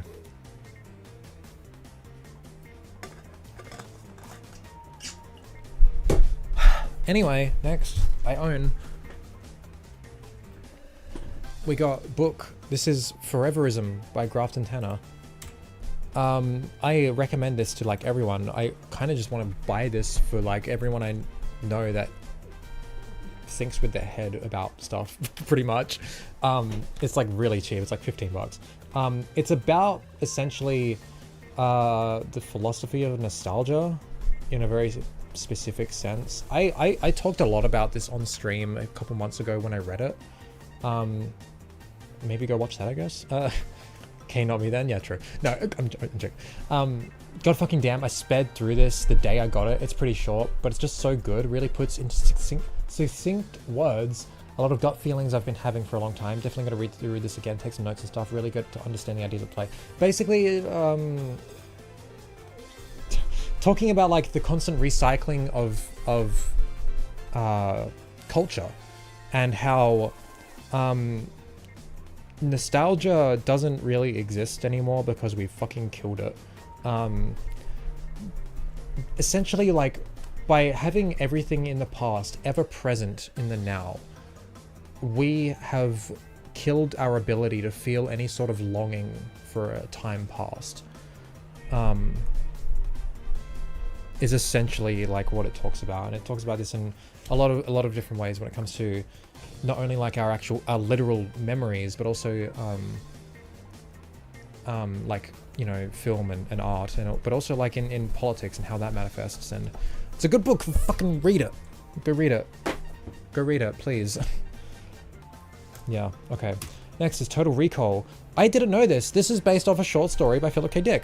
That's cool. I love his work. So, Dan, this is so cool. Everything about the production is just stellar. It doesn't look or feel dated in any way, save for the fact that CRTs are everywhere. That's like literally the only thing that really dates it visually. The sets are absolutely killer, and the special effects, particularly the gore, is so fucking cool and well done. The world was super interesting, with some undertones of colonialism at play, and the plot was really exciting with all the misdirections. Just an all-round awesome film. No, not true. Men long for the days of the Roman Empire, and children yearn for the mines.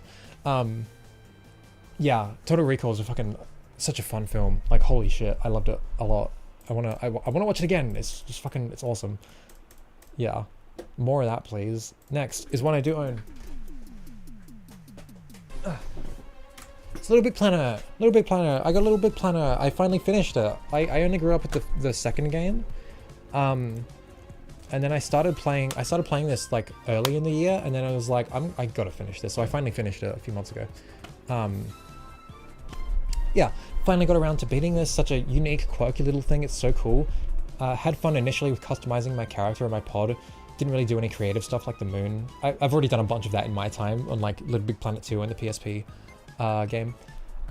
This game, more than any other in the series, really felt handcrafted. Like you could see all the seams for the levels. You can see exactly how they crafted each part of the game. If you're familiar with like how the tools work, which I am because I used to use them a lot. It's awesome. I feel the latter half of the game is a bit bleh though. The game is at its best IMO when it presents you with unique challenges and puzzles, but it kind of falls apart when it asks you to do precision platforming. The heavy reliance on physics and ragdoll in literally everything makes this a massive chore. Also, only 4 lives on the majority of checkpoints? Crazy. Still a great game though. Yeah, when it's actually trying to be like a platformer, it kind of falls flat because like the feel is not good. But it's a cool and charming game, and I do really like it.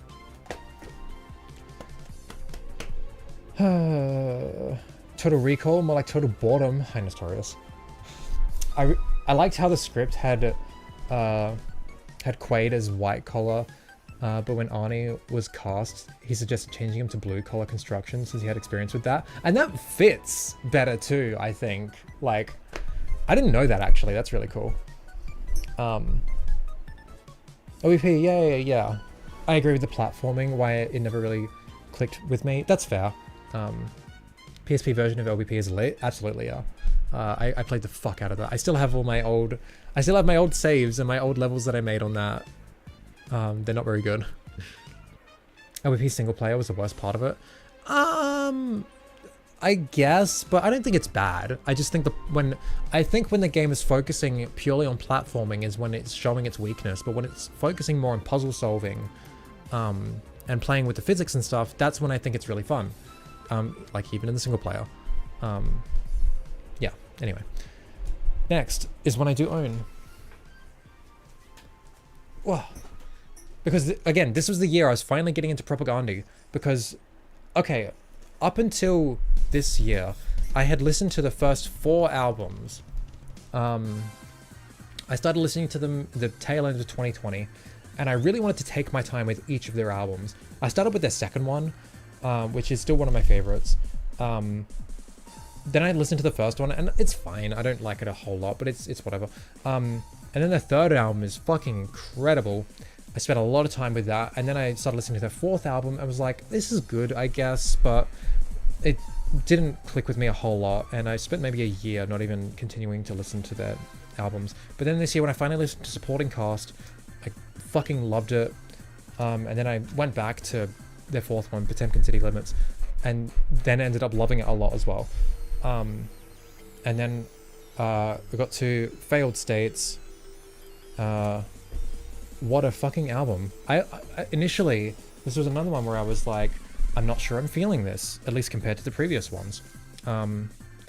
This one is kind of really heavy, leans a lot more into the metal influences, I think.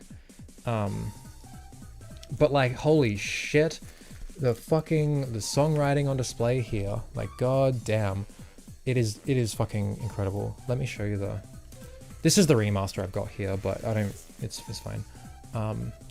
Whoa, it's like a transparent purple with some swirls. That's really pretty. I like that.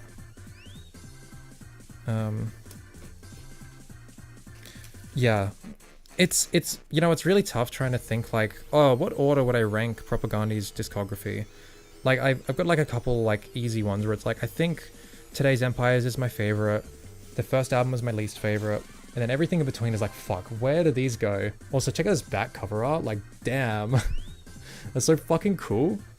But yeah, another fucking excellent album. Still haven't sat down with the lyrics, but fuck, every song has been stuck in my head at some point. Some of the best riffs they've written. The album as a whole feels a lot more somber than previous records, many moments showcasing them at their gentlest, and I'm all here for it. maybe feels like it has more identity than supporting cast, even if I feel that is the better record with better songs. Yeah. I don't know. It's hard when every album is just so fucking excellent, you know. Okay. Next is the Pink and Black album by Dog Park Dissidents. I love it. These guys are sick. Like, gay as fuck. Fucking yeah. I love them. They're so good. A compilation of all songs they'd released up to that point through various EPs. And while I may favour the original versions of some of these tracks, this album still fucking kills. Just excellent songs all around, catchy and witty as fuck and great energy.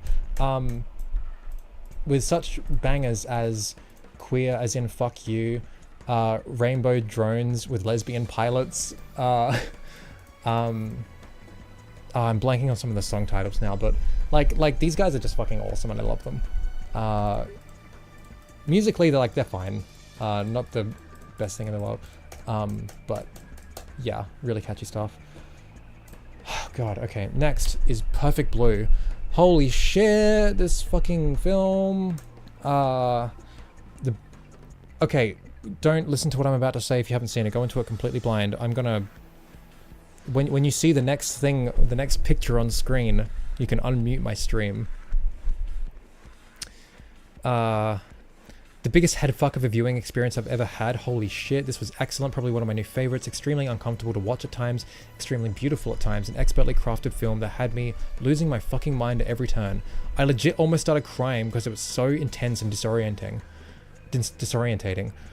I started getting secondhand anxiety, which I'm not sure I've ever experienced in a piece of fiction, at least not for a long time. Masterpiece. Just fucking... Oh my god. Oh, it's so good. It's just so good. Wilder, the guy who made Perfect Blue, also made one of the sweetest, most heartfelt Christmas movies ever. I still gotta watch that, yeah, but yeah. Perfect Blue is good, tons of symbolism. Yeah, it's excellent. Okay, next. You can unmute now, because it's Alien. Alien's pretty cool. This was great. Super intense film, was constantly on the edge of my seat. The sets are incredible and feel extremely real and tangible. The special effects all around are stellar. Just really enjoyed this film. Yeah, so cool. It was such a good film. I really liked it. I just torrented Perfect Blue last week. Fuck yeah. Watch that shit. So good. Based Alien 1 lover. Yeah, it's still the only one I've seen. I've got the second one that I gotta watch as well, but yeah, this was fucking awesome. I loved it. And again, like, look how many films are here. I was watching a lot of films at this time, and I want to keep that going. Also, you'll notice there hasn't been any TV shows since Twin Peaks. And it's not to say I wasn't watching any. I have been. I just haven't finished it yet. I've been watching The Sopranos, and I'm up to the final season now. And I took a few breaks because I did want to watch something in between seasons and just never got around to that. But then I took a break between the final 2 seasons because that's when the PS2 game takes place. And and then I played it all in a single sitting the other day, and it's not very good. But now I can finally finish the show because I'm at the final season. But yeah. I watched the majority of The Sopranos this year, 2024, sorry. But I'm going to finish it probably in the next couple weeks or whatever. Anyway, gotta get that out of the way. Next is The Fifth Element. I remember watching this a long time ago, but I didn't remember anything about it, hence why I wanted to rewatch it, and that's why it's listed here, even though I have seen it before. Okay, a little bit racist, a little bit homophobic, a little misogynistic, but it was okay. Lilu, like the main girl, has such a sick design, but outside of her being pretty and goals, she's literally a nothing character, purely exists as a literal plot device, and for the male protag to have a love interest based on literally nothing. Seriously, she only learns to speak a tiny bit of English at the 3rd act, and they have 0 conversations.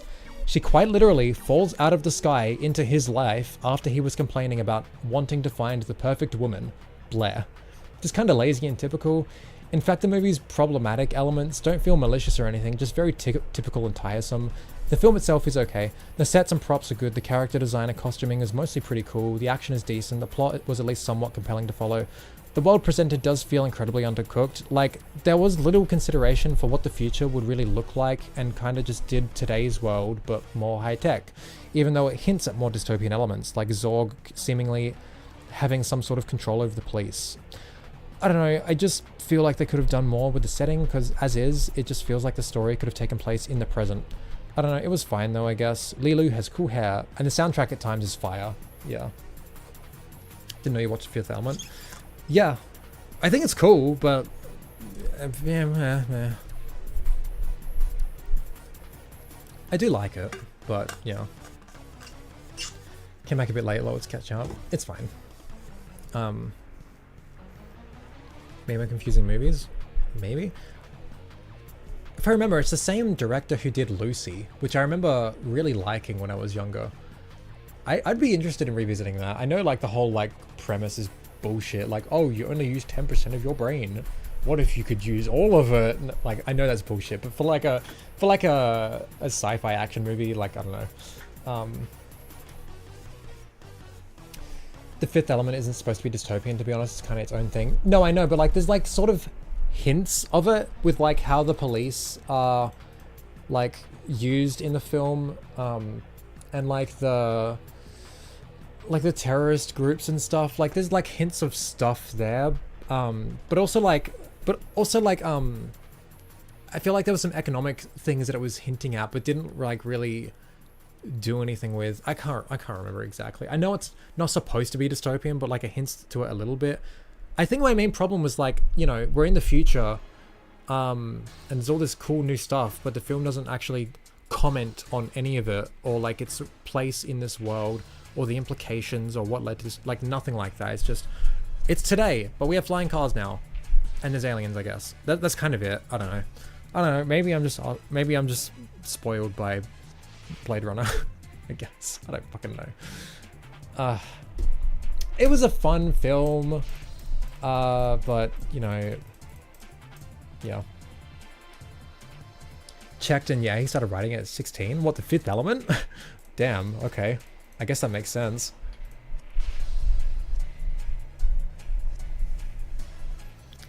Oh, if I recall correctly, if I recalled correctly, the director had been tossing the film up in his head since he was a young teen, so it makes sense that it's mostly just cool and not thought of. Yeah, okay, that makes sense.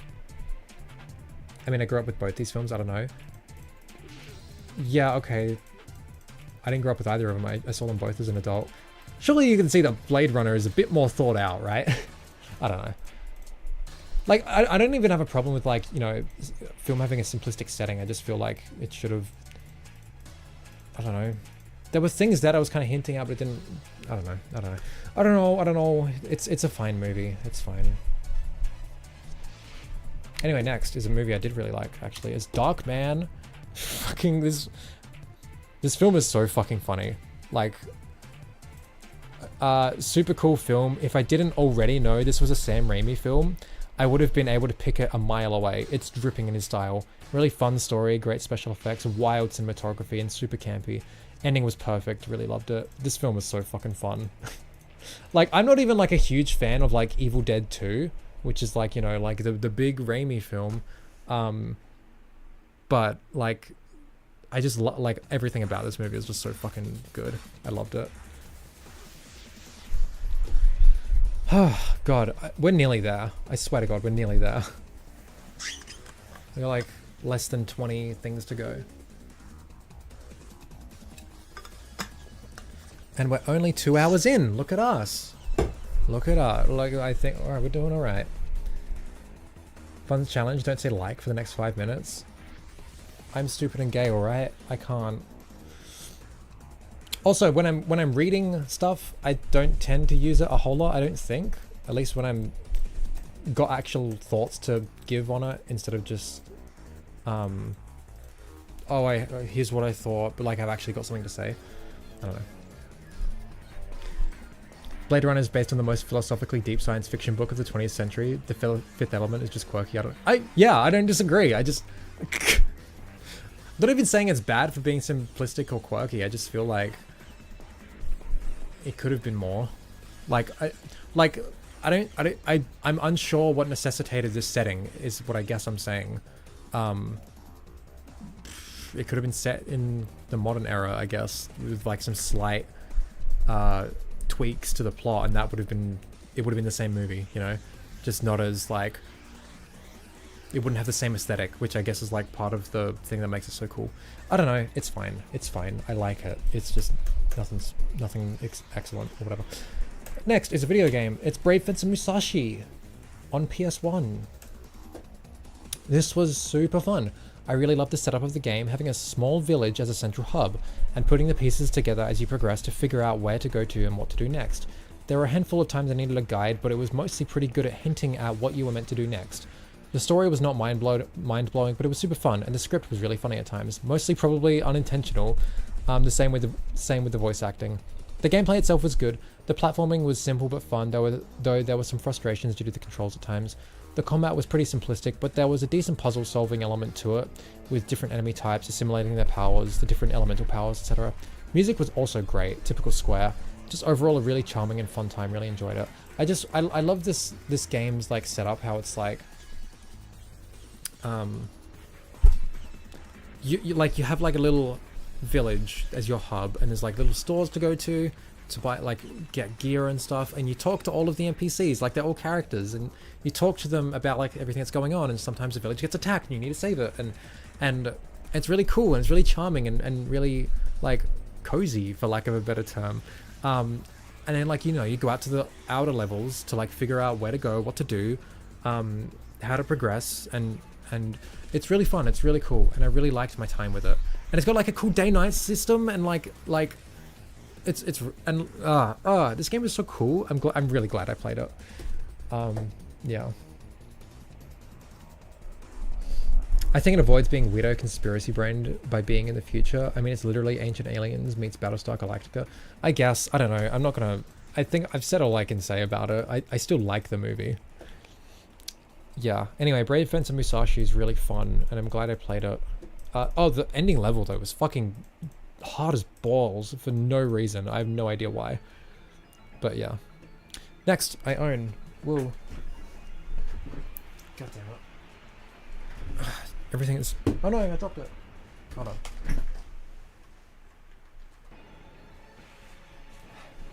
I've only got a few things left. So, like physically. So, fuck me, it's hot in here. Here it is. Next is a Victory Lap by Propaganda. I don't have this on vinyl, unfortunately, but this is their latest album, released in 2017. They're working on a new album at the moment, which I'm hyped for. It's really good. What a surprise. Just fucking perfect. Once again, severely addicted to this for a while. Just such a killer album. The songwriting and style is reminiscent of older albums, to be honest, with shorter, punchier songs with more blunt lyrics.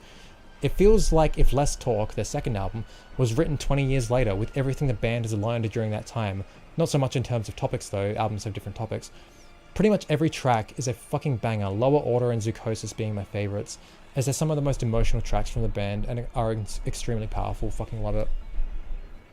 I Want a Roller Coaster Over the Ocean? Hell yeah.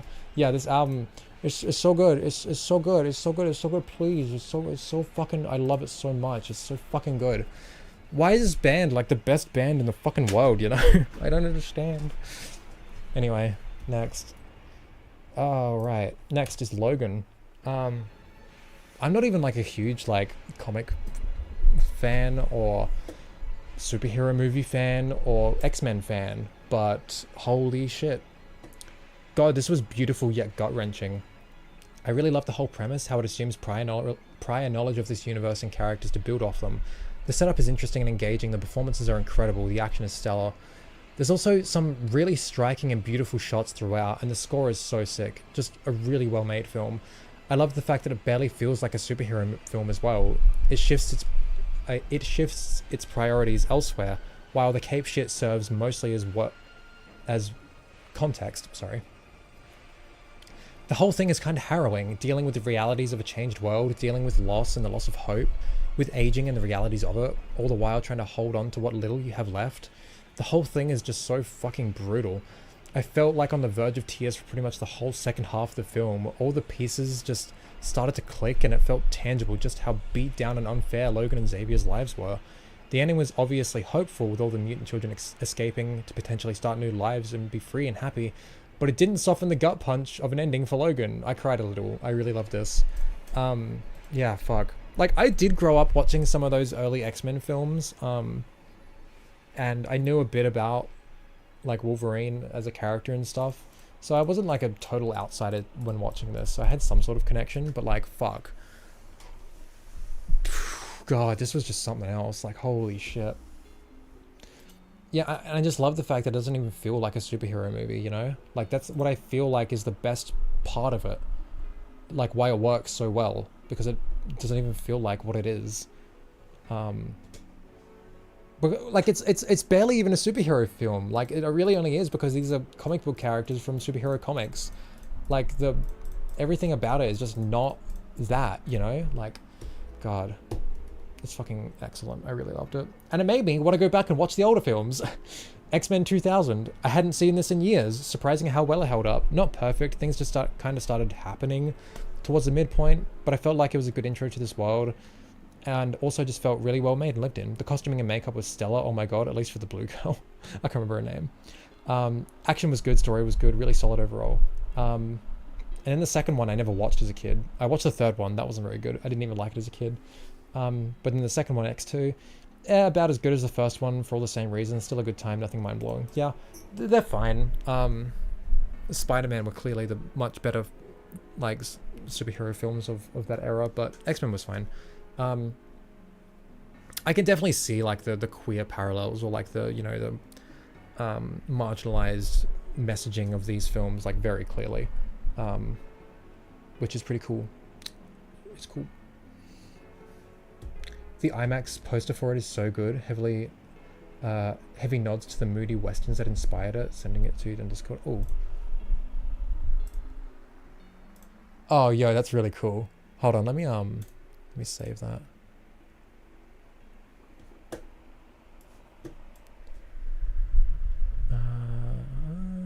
Where is it? Desktop. It's a WebP image. What are you doing to me, Blue? You. Never mind. I'm gonna open link. There. That's low res, but yeah, that looks fucking, that's so cool. X3 was terrible. Worst ending to a trilogy ever. Yeah, it was pretty bad. Oh, and I did watch Days of Future Past in theaters when that came out. I remember really liking that. But yeah, I have very little experience with X-Men. At least compared to like Spider-Man or whatever.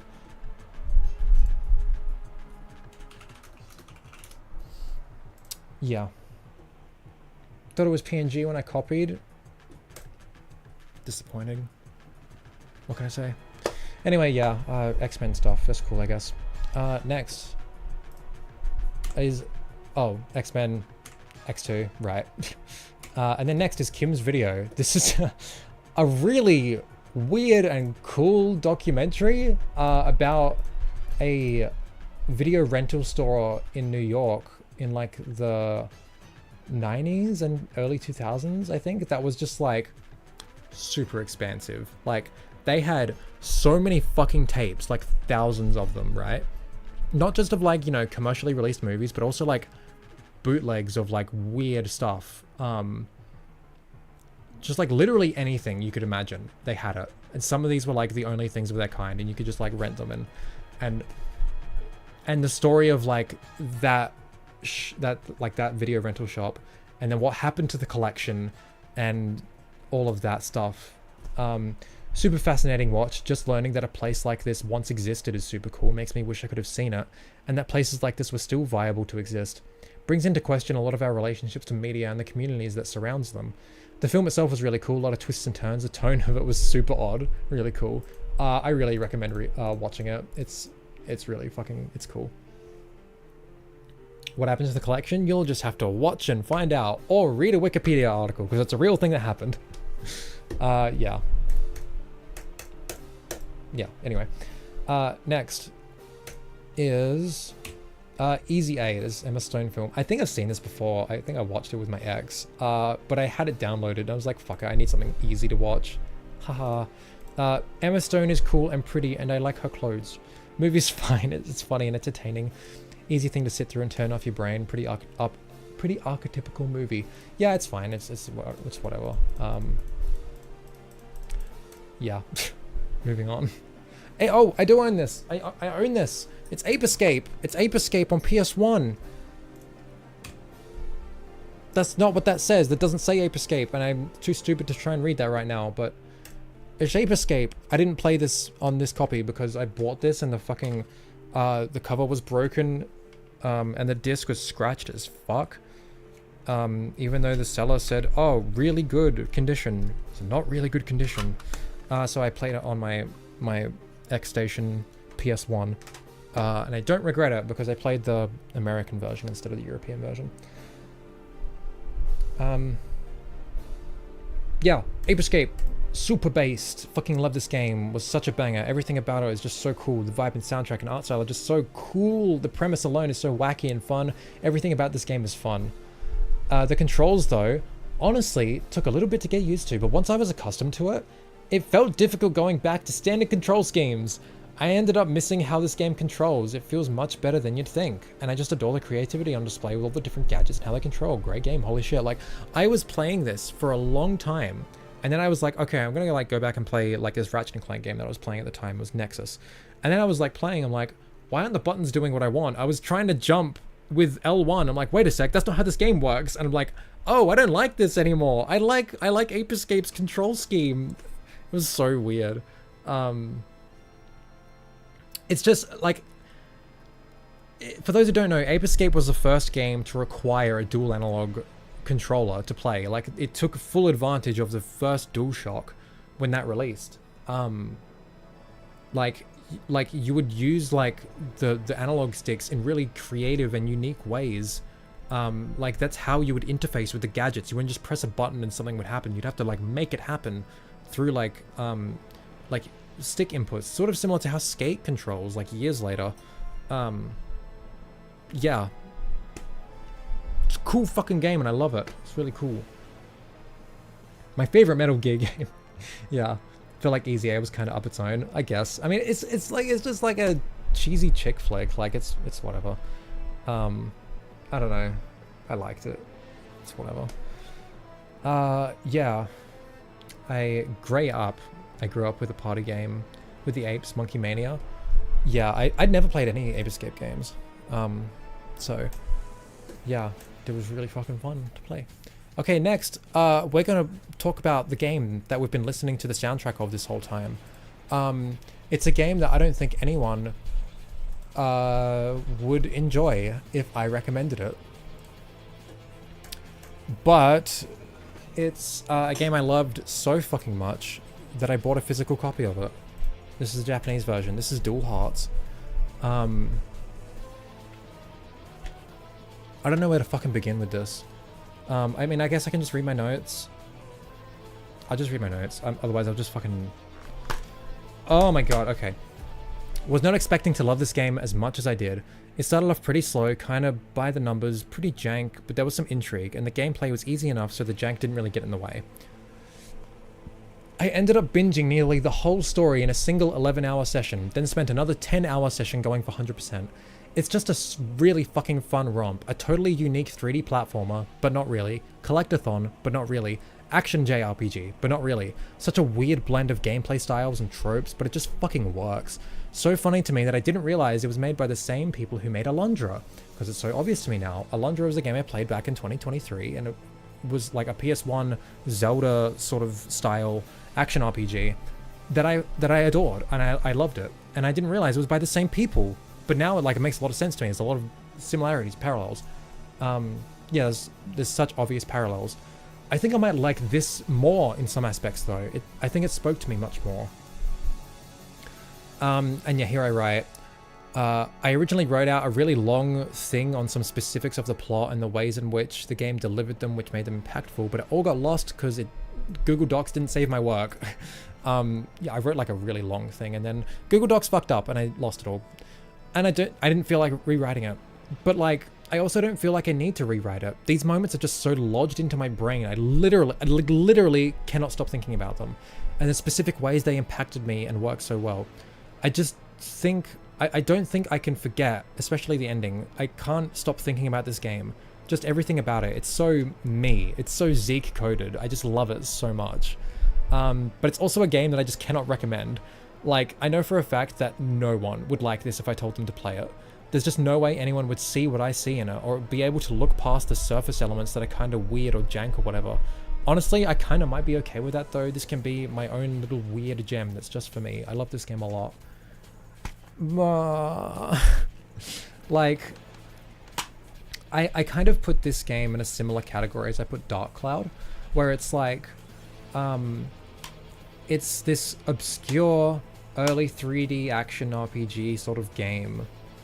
Although the genre isn't necessarily relevant, but like this obscure old game that's like feels jank and unpolished. Also, the performance on this is horrible. Like, it's really bad. But it does something so unique and and of its own that it just, like, I just didn't want to leave this world when I was playing. I didn't want it to end. Like, it hurt when I finished this. Like, I don't know. I don't think I can really describe what this game made me feel or makes me feel. It's just so fucking specific and weird. But, like, it does genuinely do some really cool stuff, you know? But at the same time, like if someone were to play this now, they'd be like, what, okay, I played it. Why is it so special exactly? Like, it doesn't do anything particularly, like, groundbreaking or revolutionary. But it's cool, and I like it a lot, and it's my favorite game. I don't know. Anyway, I'm gonna move on before I lose my mind. Dual Hearts is really cool. I wouldn't recommend it. Nah.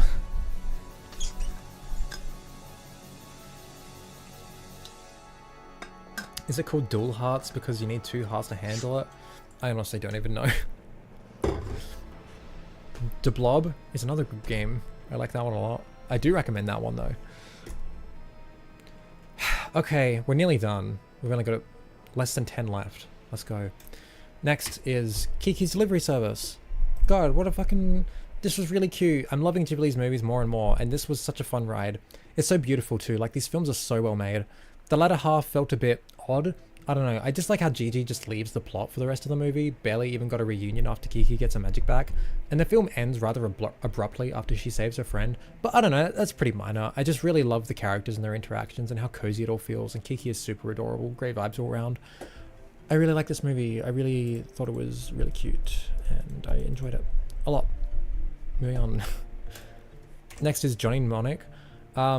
This was based on a short story. Oh yeah, from William Gibson, author of Neuromancer, which I have, and I started reading, but I never finished it. I really got to finish that. And he worked on the screenplay for this too. Really cool movie. This whole movie was wild. I guess the plot is kind of standard, but the cyberpunk sheen over everything makes it feel pretty novel and fun. It's a really cool world that it depicts too. It's fun to look at visually, and the wider world it suggests at is really interesting. Was totally caught off guard by Henry Rollins being in it too. At first I thought he'd just be a one-off character in like a single scene as like a cameo, but he ended up being a pretty important character to the plot, and he did a good job. He was fun to see. The romance was like super forced, but the rest of the film was well realized, I think. Enjoyable experience for sure. Yeah. Kiki makes me cry. I love it so much. Yeah, it's such a good movie. Yeah. Feel like I know this movie. It's about Keanu Reeves. He needs to deliver some information that gets put in his head through USB. He's got like 3 gigabytes of storage in his brain, and he loads up like 10 gigabytes or something, and he's like losing his mind. And it's really cool. It's really dumb, but yeah, I like it. Yeah, anyway. Next game is Pac-Man World for PS1. I really like the way this game uses Pac-Man and Namco arcade games in general as a sort of library of reference material for things like musical motifs and the like. It's really cool, and the sound effects too.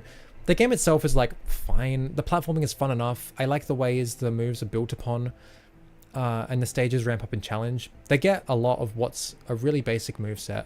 But I don't know, the level design can be a bit meh. I grew impatient with how many times I had to backtrack slightly to open doors because they decided to place the key just up ahead past it.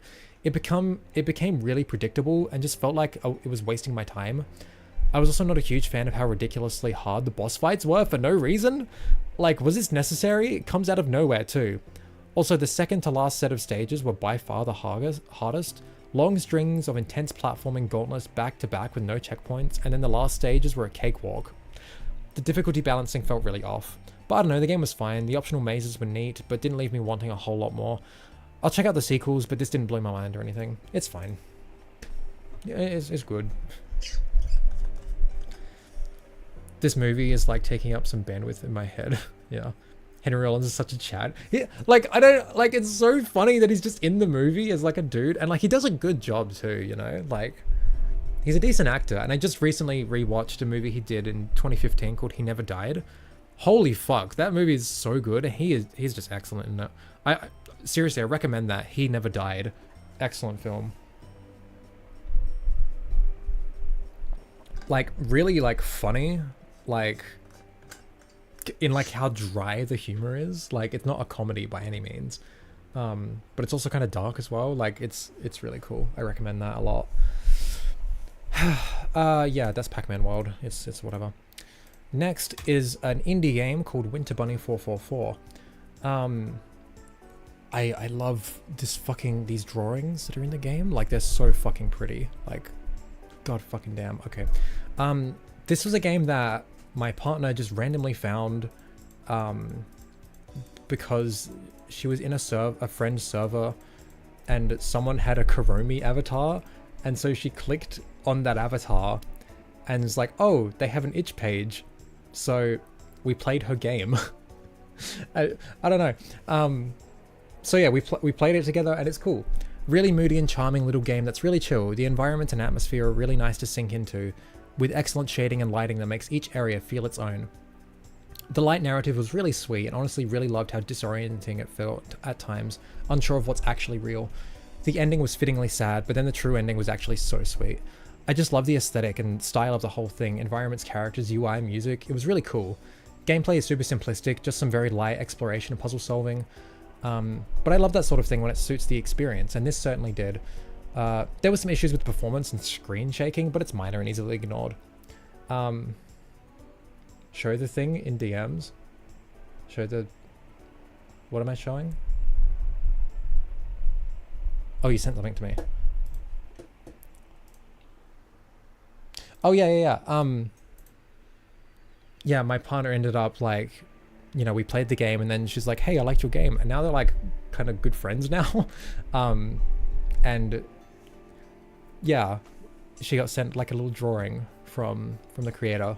And it's really cute and really sweet. Yeah. Also, I should say I didn't physically play this. I sat in a call with my partner as we worked together to try and solve everything. So I was there for every step of the way. I just didn't physically push the keys on the keyboard to make things happen. I will probably play it for myself at some point though. Really liked it. Yeah, it's free on itch. So yeah, go check it out. This soundtrack is pretty much done. I'm gonna chuck on another one. Let's see if it's on this site. Yeah, we've been listening to the Dual Hearts soundtrack this whole time, so it real good.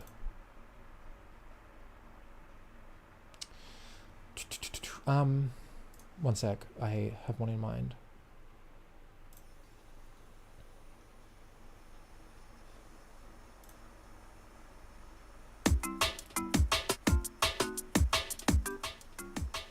Cool.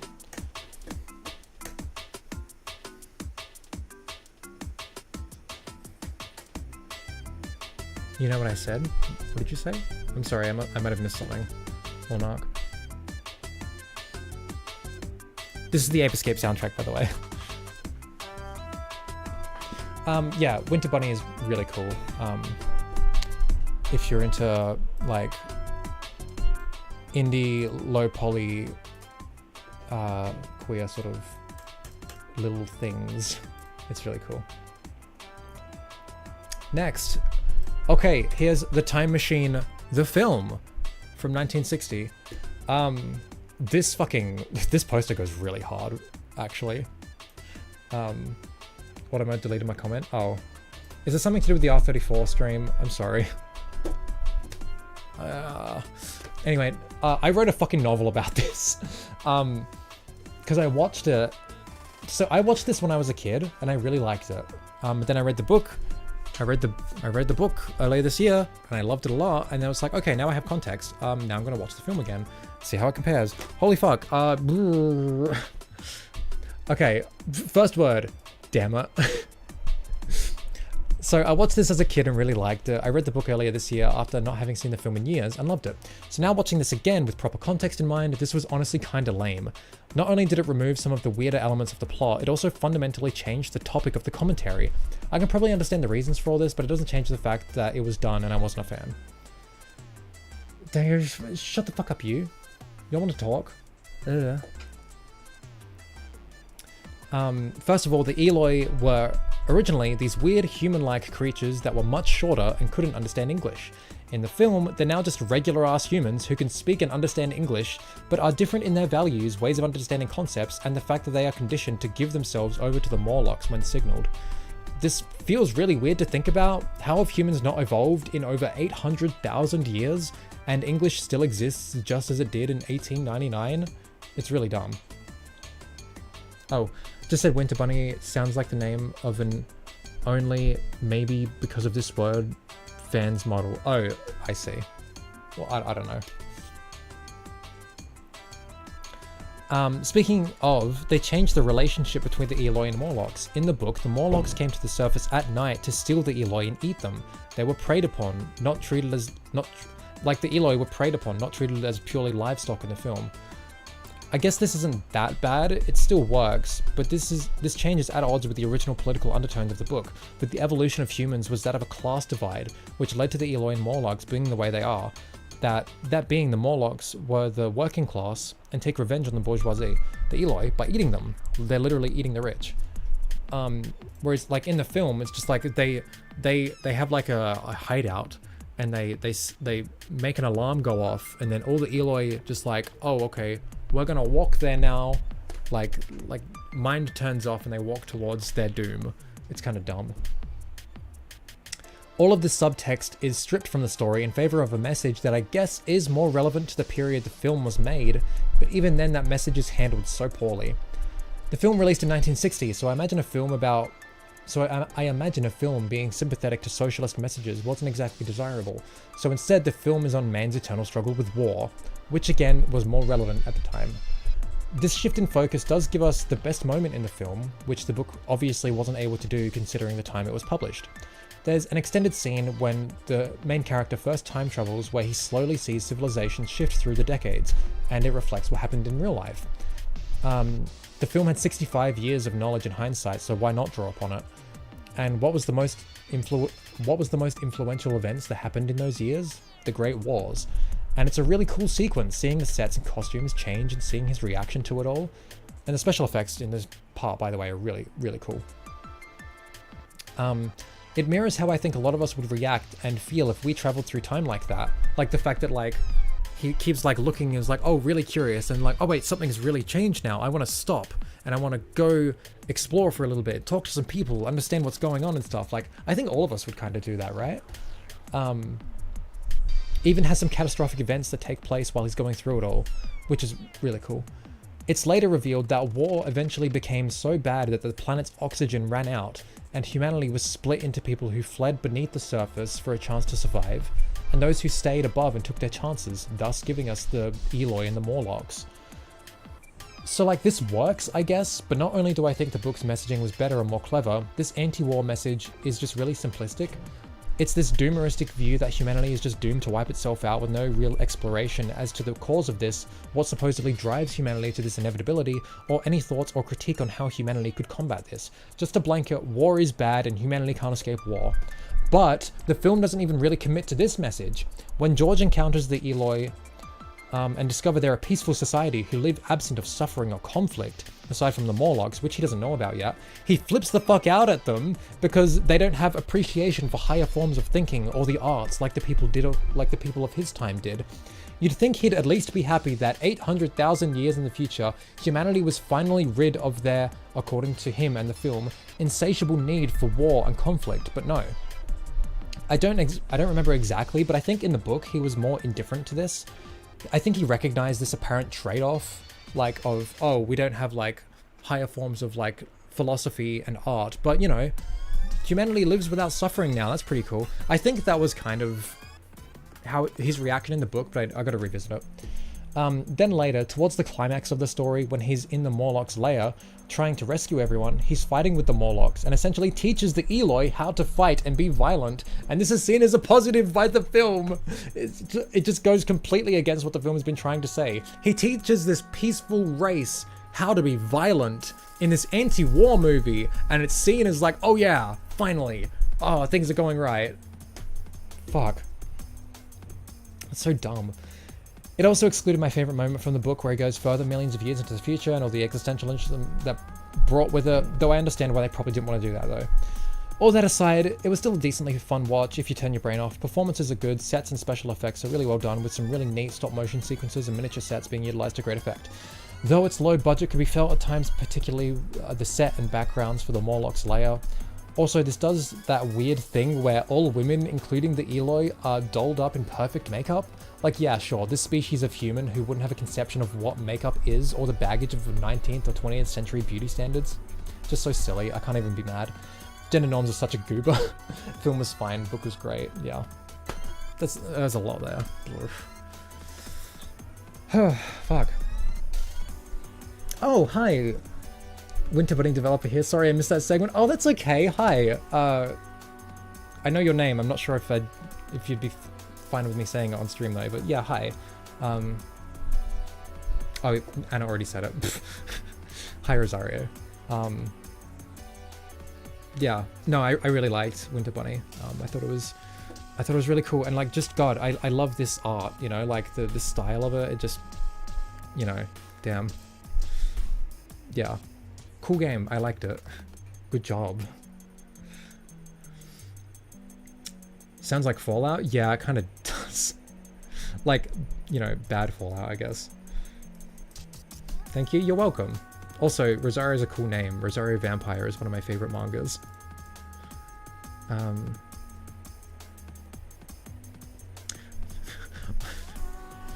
Agreed, Winter Bunny was awesome, and I'm glad that Anna became friends with you. Yeah, yeah. God, I can't believe I read all of that so quick. Oh my god. Oh, it's so fucking hot here. Okay. We're nearly done. I've only got a few things left. Oh yeah, next is Office Space. This movie from 1999. This was fucking hilarious. One of the funniest movies I've seen in a while, and just so perfectly captures and comments on the feeling of being stuck in a dead-end bullshit job where you're nothing but an expendable cog and your job essentially does nothing productive, but you're expected to do it anyway. The ending was also just perfect. I love how cartoonish the whole thing is. Go watch it. It's fucking funny. Enough said. Next is Flangipanis Cover Your Ears. Flangipanis is a band that, like, they're Australian. They're really cool. I got into them like last year, 2023. I went and saw them live and I listened to their latest album. This is their first album, so I'm like, you know, exploring the backlog a bit. Banger album. Love how short all these songs are. Also surprised how good these guys were at the very start, because this rips. The songs are funny as fuck. I Want to Fuck You in the Mouth being the standout for me. It's just so fucking, it's so good. These guys are awesome. Yeah, and I showed that drawing. Yeah. Office Space is classic. Mike Judge is a comic genius. Oh, also, one of the guys in Office Space, one of the three main dudes, he's the voice of Errol and like half of the cast in Jack, you know? Like, that's so fucking funny. I didn't even know that. like we were looking at the credits, and it's like, hold on a sec. I think I know that name. I'm like, what? I know where that name is from. It's from the Jack credits. And yeah, sure enough, he voices like half the cast in Jack 2 and 3. God. Except when he supported eugenics and idiocracy. Oh, I don't really know who Mike Judge is. Damn, that's lame. Oh, I just realized, Rosario, your YouTube icon is that drawing. That's awesome. I love that. Anyway, okay, next, indie game here is a Half-Life, that thing that happens in Ubik. They ripped it off for a video game. Not really. I'll talk about that in a minute. Okay, here's Half-Life. Sank about 4 hours into this in 2023 and kind of bounced off it. No real reason why, it just wasn't clicking super well. Started again, this time with my partner. And everything felt much better this time. The gunplay felt smooth and fun. The levels were fun to explore and run around in. And I really like the progression in environments. Being stuck in Black Mesa for the opening hours makes sense, but it's such a breath of fresh air when you finally get to go outside. Really like the weapon variety too. They all have great feel and some are quite unique. Also just visually, this game looks great. Notions of dated 3D models be damned. I'm also a big fan of how much elements of horror are injected into this. I found myself jumping quite a bit, and not just from headcrabs jumping out of the dark areas. Definitely did find myself a bit frustrated at points, quick loading frequently, but I didn't really mind this much. It was mostly towards the end anyway. Speaking of, I really liked Zen, just so surreal and beautiful, and such a cool way to shake things up right at the end. I like the final boss conceptually, but weird quirks of the game's physics made it a bit of a slog, to be honest, particularly jumping. All in all though, I really liked the game. Also just want to say, damn, this looks good on my new CRT. Yeah, yeah, I've got a 3 monitor setup now. I've got the monitor, my main one, which I'm reading off of right now, my second monitor over here with like OBS and stuff, and then my CRT is right here and I'm reading chat off of it. It's so good, I love it. Show the chat. Oh shit, how do I, can you forward me a image of it? Because I don't know, I don't know how I would show it. Oh, hi Tom. My favorite indie game? Yeah. Mike Judge is the creator of King of the Hill. Oh yeah, one of my favorite shows of all time, and also created Office Space. And here you go, Chrissy, yeah. And Beavis and Butthead. If a newcomer to Half-Life franchise asked me, I would play Black Mesa instead. I will kill you in Minecraft. Because you're dumb with a bad brain. No! Whose chat do you think you're in? God.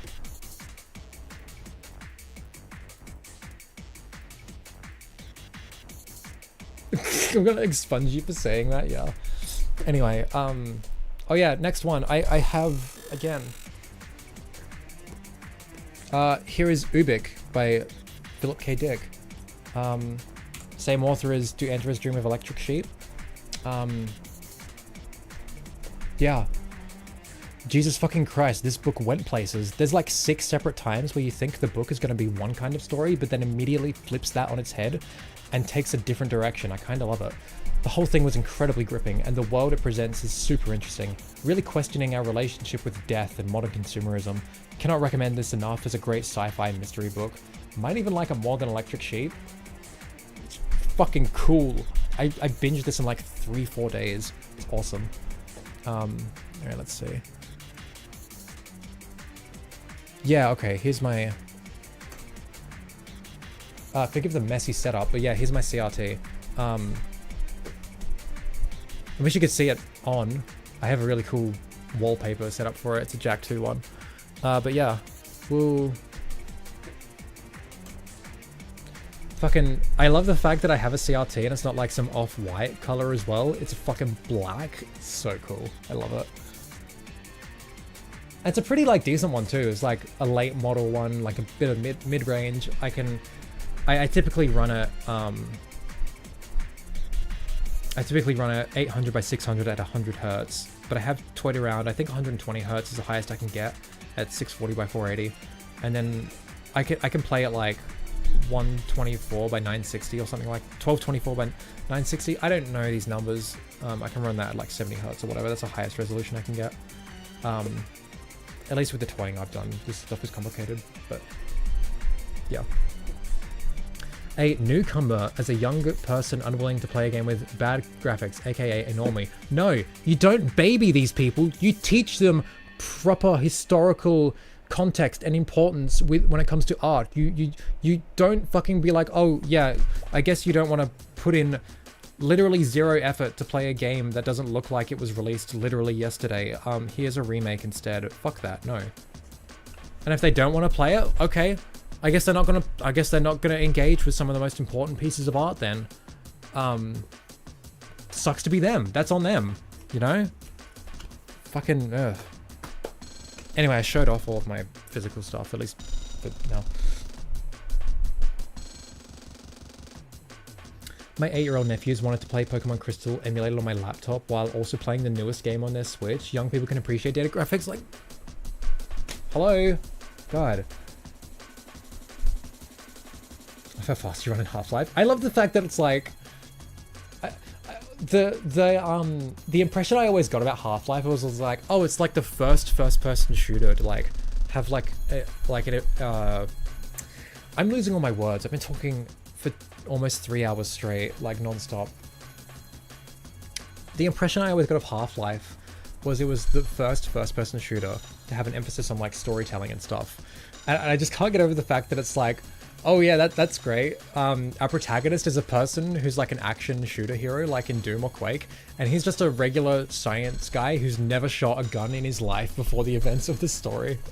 Like, I don't know, that's just goofy as fuck. I just love that. It's not a huge deal or whatever. But yeah.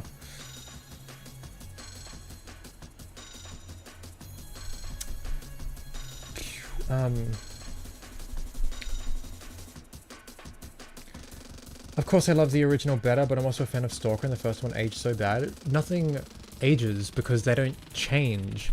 Stalker is the same now as it was when it released. What has changed is you and your standards and your conceptions of what makes something good.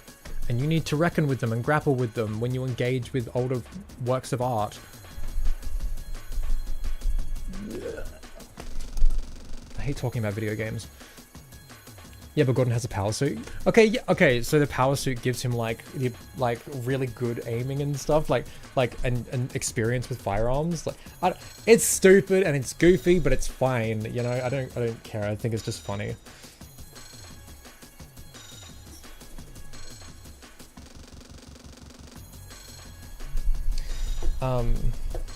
Yeah.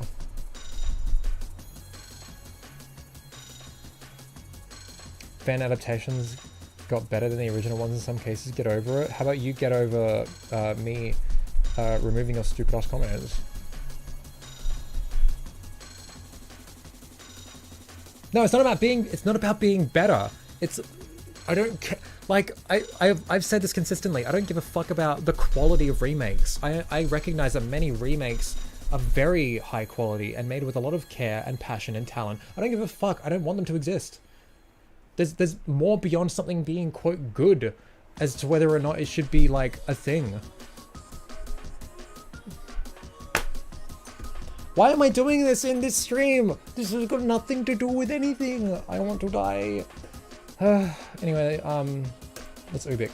Next is a good game. Then standards of everyone else also changed. So to get them started a newer version they can swallow might be useful. No, I don't care about attracting new fans either. This is art we're talking about. You need to appreciate it for what it is, what it always has been. You need to like recognize what culture, what world it was born into and accept that on face value. Like this is how, like, would you be like, oh man, so many people, like, modern standards for film, like, black and white just, like, isn't a thing anymore. Like, silent films aren't a thing anymore. Like, how about we just, like, remake them or add color or add sound to them so, like, we can, like, attract new fans and, like, so modern audiences can, like, understand it. It's like, no, fuck that. We don't do that for anything else. Attracting new fans of the Mona Lisa? Oh yeah, absolutely. God, no. God, stop being such a gamer, please.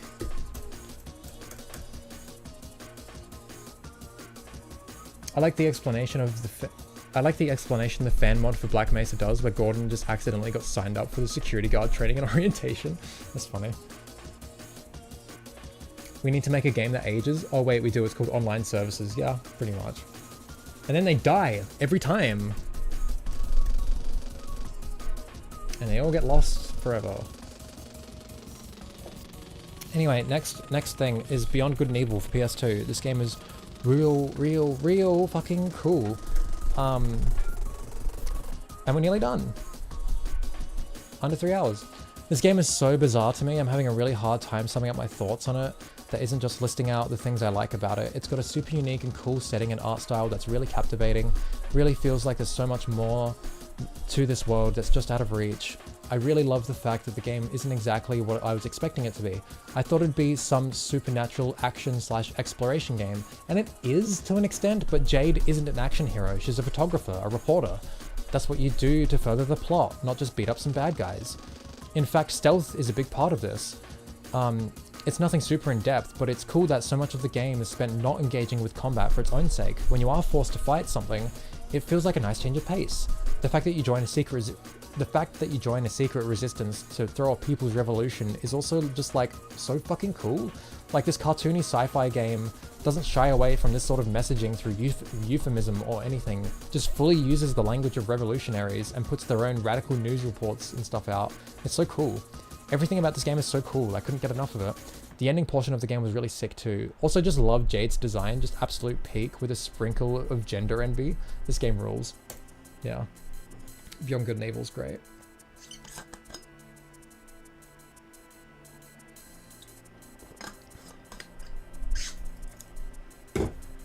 Don't attract new fans, don't get new games. I don't give a flying fuck. Do you think I'm out here being like, we need Jak 4, we need Jak 4, please, we need more fans, we need Jak 4. No, I don't care, I don't care. I appreciate art for what it is, and we don't... Stop being a gamer consumerist, please, please, be normal.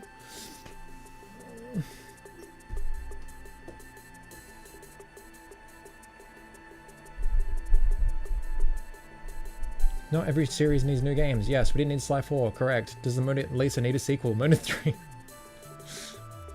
Ramona Flowers? Checkmate, yeah. That's the Mona Lisa sequel. Mona 3, sir? Whoa, I've earned many enemies despite being a huge Half-Life fan. Yep. Yeah, but you're a gamer, so...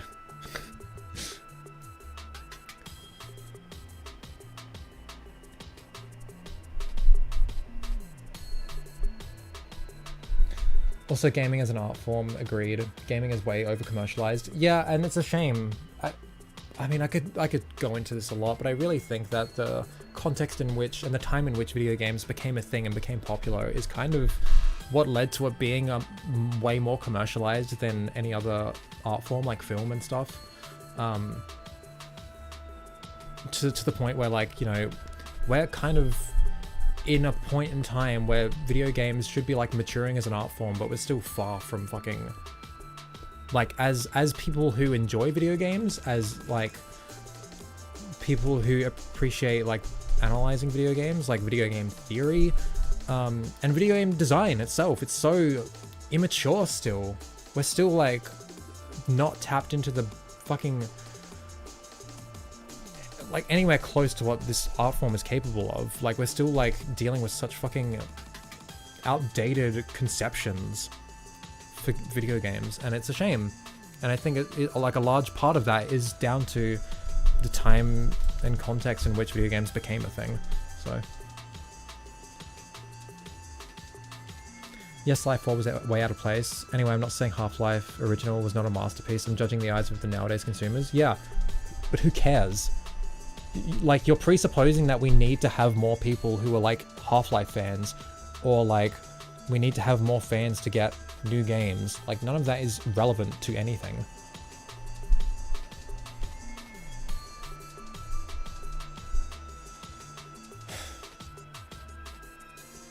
You do people a disservice by assuming they aren't capable of handling a 20-year-old art project. I mean, I do agree, but also having interacted with many gamers, many of them are incapable of, mention the phrase tank controls to anyone who didn't grow up with a PS1, and they'll quake in fear, like stop being such fucking babies, you know? Hollywood was arguably as commercialized in the 40s and 50s.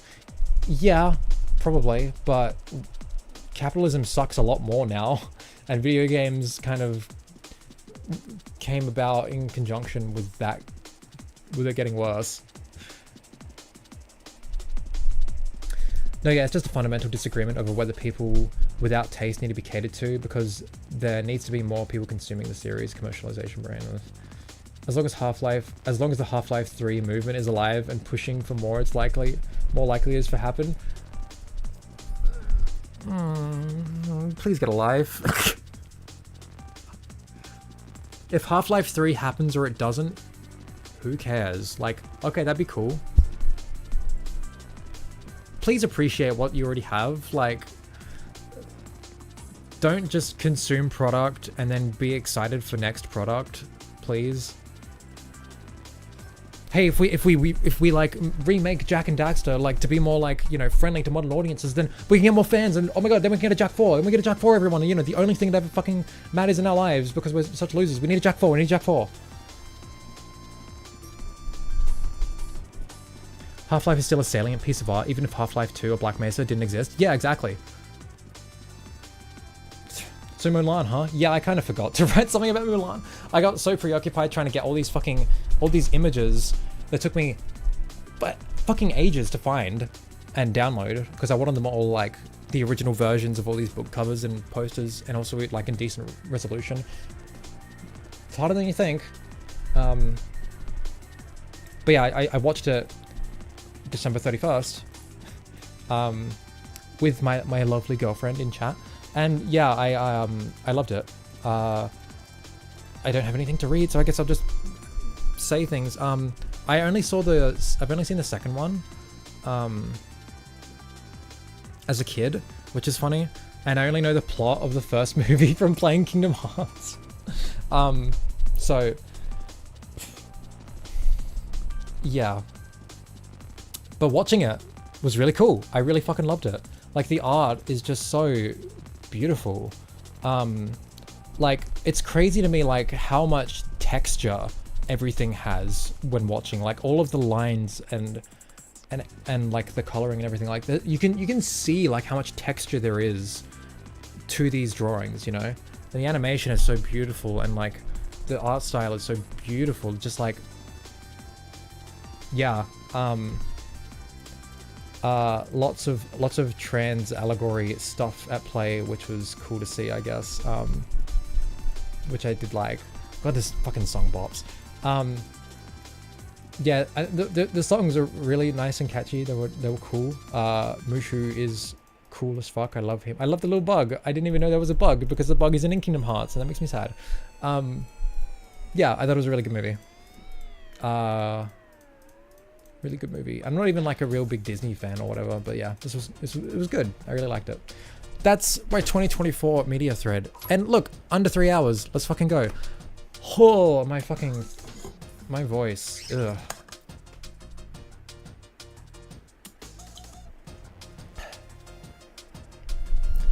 Alex was made Half-Life 2 update for 20-year-old and happened. We can get much more done by supporting what we like. Is that the whole point of Jack Month? So are you hopeless for Jack Month? No, you've misinterpreted the entire point of what Jack Month was. Jack Month was literally just to celebrate the series. It was not an activist effort. We weren't fucking pushing for like, oh yeah, here's like a massive influx of like, you know, everyone make your voice heard. We want a new Jak and Daxter. No, it was everyone, like Jak fans, celebrating the series we love. Celebrating a series that means so much to us, that has brought us so much joy and changed our lives and affected us in such deep ways. I wouldn't have met my partner, who I love very much, if not for this stupid Jumpy Wahoo game. Like, we were celebrating these pieces of art that shaped us. We weren't being like, oh yeah, let's just like make a lot of noise so like these multi-billion-dollar publishers will give us a new product. That's not what Jak Month was. Ugh. I don't care about a new Jak game. At all. I like these games as they are. I like talking about them and appreciating them for what they are. And now I'm going to play some Jak because it's in the stream title. I said I would. And it's fan content. It's better than whatever fucking late stage capitalist bullshit Sony's going to fucking give us. Companies just care about numbers. 10k celebrate. We don't do shit. 100k. Yeah. I don't care, Ornark. I literally could not give a fuck. This is what you're forgetting. I don't care. Okay. We can close that now. Wouldn't have met you either. Yeah, I wouldn't have met so many like close friends who I love a lot if not for these stupid games. You know, like, God. All right. I'm gonna... Oh, fuck. Getting all worked up here. Alright. Glacier. This is a... Alright. That's enough from you, Ape Escape. Thank you very much. Fuck me. Okay. Let's do that. I guess. Okay, cool. Whatever. Open goal's weird anyway.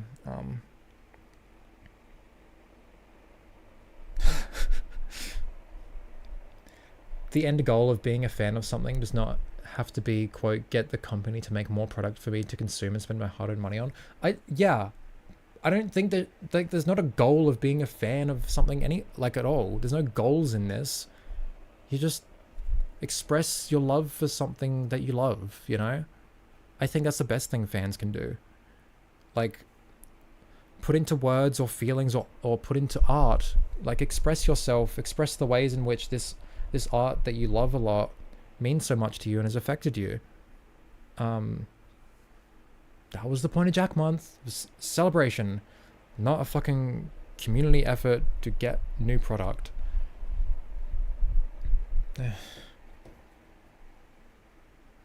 Me as a Senran Kagura fan.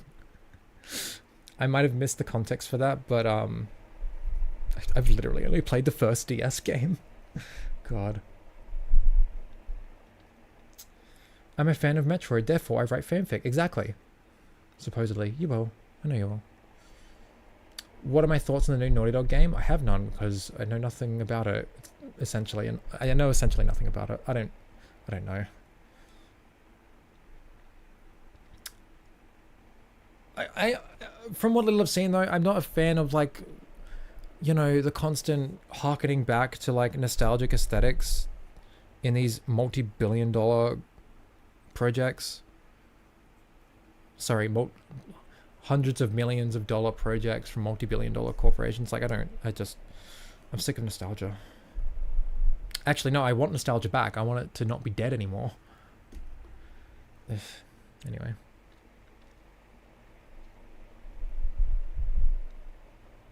Also, it's like, you don't need to, like, what I really dislike about, like, fandoms and being a fan of something is when they base their entire identity around liking this thing.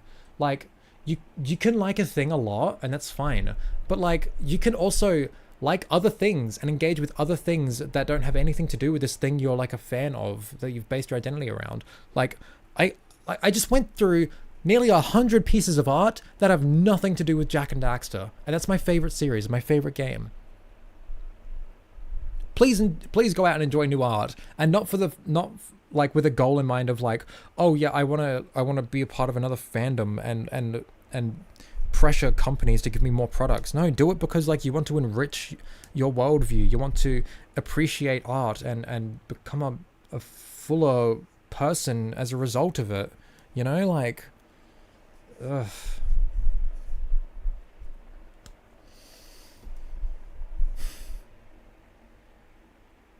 Blair.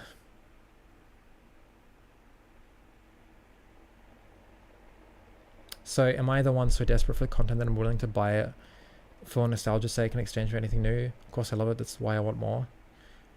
You can love something and, like, want more, and that's fine, but, like, just accept that you're probably not going to get it, and that's fine. Like, be it, like... Am I liking Jak and Daxter Half-Life the wrong way? Of course I appreciate them as art, but I want more of that art, and the artists don't work for free.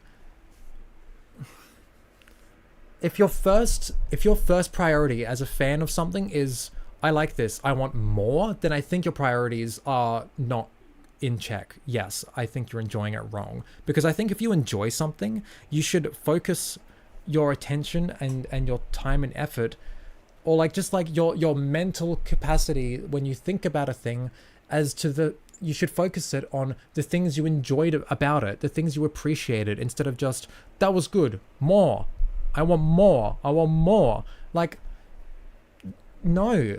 Why can't you just, like, just enjoy what you have and appreciate it for what it is, and express that appreciation if you really, like, are passionate about it. If you really feel a passion for something, express it.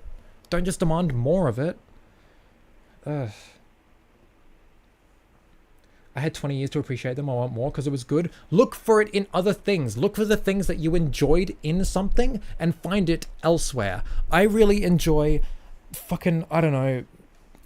I really enjoy how the music in Da Blob enhanced the experience to such like a fundamental degree because it's like it coalesces with the mechanics. I can't find I would love another Da Blob game, sure, but I can go looking for that sort of thing in other forms of art, you know? I love the way that I don't fucking know. I don't know. I just think it's a really childish thing to be like, I like this thing, give me more. I demand more. Instead of like, just, I don't know. I'm sick of talking about this stuff. Alec once said to me, people make one thing their entire public personality and just end up ruining things, and that stuck with me for years. True.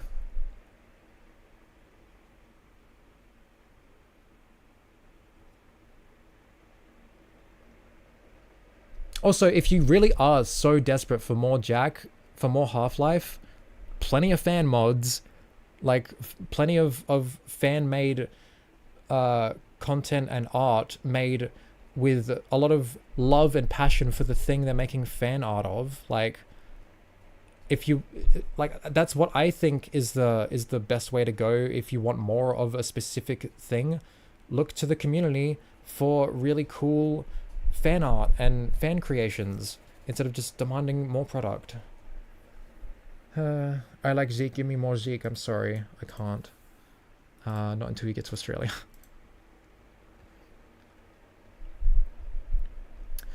Ironically, this is getting in the way of playing the Jack fan level, which is technically more Jack and Daxter. It really is, Martian. I'm so sorry. I should install it. I've had the launcher here for ages. I just need to click install. I love Max Payne, but I'd rather have a kick-ass new original video game that has its vibes but does cool new stuff than just have Rockstar/Remedy hook up a car battery up to its corpse. That's exactly what they're fucking doing, because they're remaking these games that are so fundamentally tied to like their creation as like really small independent studio projects with tight budgets. Like, so much of that identity is in its constricted development, and that's going to be completely washed away in a high budget remake in the modern era. And also, like Blue just said, you can find stuff about cool things about Max Payne and other projects. Like, oh, I really love the bullet time gameplay and the moody atmosphere of Max Payne. There was an indie game released like last year that like really like riffed on that a lot, and it was really cool. People really loved that. Things exist. Yes, things exist. That's my I'm so fucking I hate video games. Hi there, Oni. How many Jack 1 mods are there? There's quite a few. You know, some are obviously better than others, but there's a lot to go through. Or at least the ones worth playing, I mean. A lot. I can, once this is done installing, I can like just name drop a bunch of them. El Paso Elsewhere, yes, that's the Max Payne inspired game I was thinking of. Okay, so Cuttlefish, the creator of this mod I'm about to play, has done a number of fan-made custom levels. First was River to Water, which was not great. It felt more like a test level to get to grips with making levels. Then there was Rock Pool, which was good. It was fine. Overgrown was pretty good, actually. I think it's my favorite custom level so far. This new one we're about to play is called Glacier. I haven't seen anything of it, so it's blind playthrough for me. There's something called the Orange Demon Challenge. You have to play Jack 1 while Daxter is chasing you, and if he touches you, you die instantly, and he gets faster as you progress through the game. There's Platformia, this really trippy challenge mod where there's nothing but moving platforms and you have to make your way up. Random Cell Order is one I play a lot. It's where you have to play through the game getting the power cells in a specified random order. Jack Up is like it takes all of the assets of the game and just assembles them in really weird ways. You're always climbing up. That one's kind of for advanced players. You kind of need to know some advanced tech. checkpoint randomizer, Flut Legacy, you can play through the whole game on the Flut, same with the zoomer. Fricked Up, the size and properties of every actor in the game is randomized. Forgotten Lands is a 3 custom levels by Qatar, which are alright. Jack the Chicken takes Mort the Chicken from PS1, all of its levels, and puts it in Jack. That's literally all it is. Orb Hunt changes the locations of every collectible in the game. It's really difficult. The Zoomer Legacy, yeah, that's playing the whole game on the Zoomer. Team Runs, which is like Jack and Daxter multiplayer. You can play online with your friends. I played through this whole game with my girlfriend and it was super fun. Yeah, and then Jack 2 has some really cool mods too. Like, you can play the whole game as Daxter. There's Hero Mode Plus, makes the game stupidly difficult. Roguelike Jack 2 turns the whole game into a roguelike. It's insane.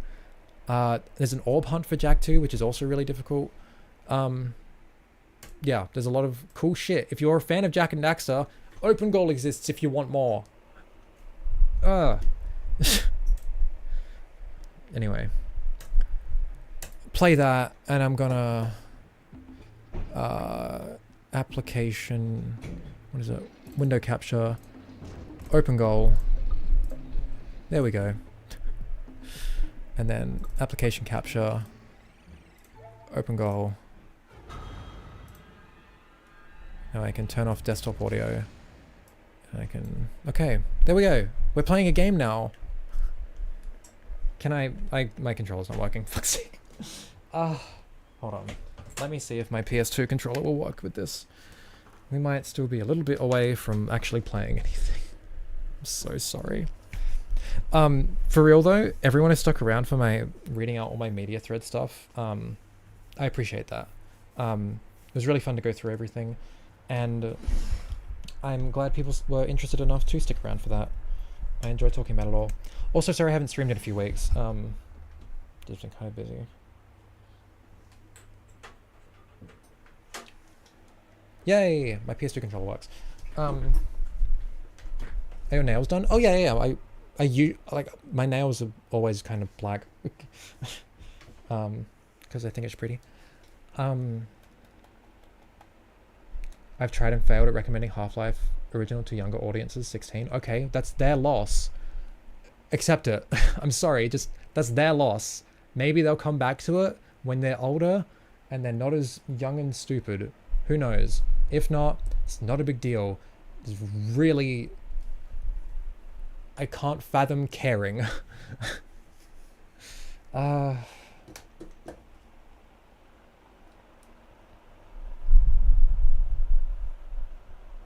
Some people just suck, okay?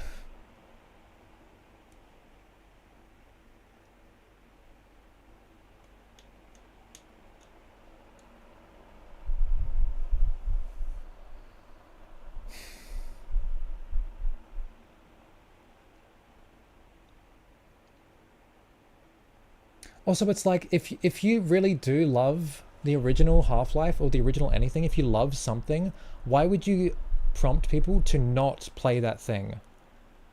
Why would you just assume they would hate it? You loved it. Don't just, like, if you want to recommend something you love, I guess you can recommend it blindly to whoever, but if you're going to recommend something, maybe, like, consider the person you're recommending it to. If you're close with them, be like suss out what kind of things they're into. If they have similar tastes to you, if you like their vibe and think they'll vibe with the thing you're recommending. Not everyone is like, even like you could recommend like a remake or Black Mesa of anything to anyone and people would still bounce off it because maybe they just don't vibe with that sort of game. If you recommend like Half-Life original or Black Mesa to like a 16-year-old, maybe the only thing they play is Fortnite. They're going to bounce off either version of it. Why not just recommend the thing that you do actually claim to love, you know? Did they finish Jack 2 in open goal? I haven't checked in a long time. Jack 2 is fully playable. There's some bugs. But it's fully playable. Yeah, Jack 3 is pretty close to finished, I think, as well. At least from what I've checked out, it's pretty playable as well, but still far from done.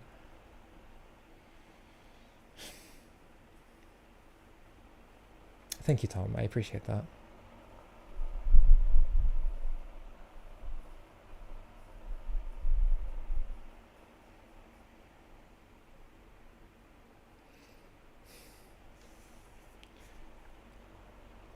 Anyway, let's play this fucking... Let's play this. Whoa, okay. I wanted to turn the game up, but... Oh, hello? Oh, weird.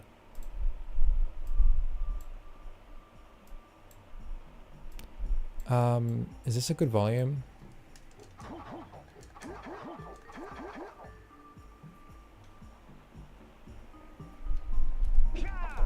Anyway, I have no idea what Jack is. It's a stupid jumpy Wahoo game from the early 2000s on PS2. Example, based on my knowledge of your tastes, you like sugar, so I recommend honey in your coffee or tea. Okay, well, I guess you don't know me very well because I'm vegan. I don't consume honey. Sorry.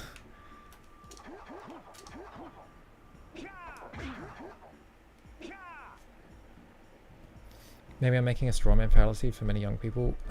That's not what a straw man is. I think it was just like not giving young people enough credit or faith that they can engage with older works of art. A straw man is constructing an argument, purposely misrepresenting it so you can attack a worse version of what the actual argument is. Okay. I love that fucking frozen lurker shark.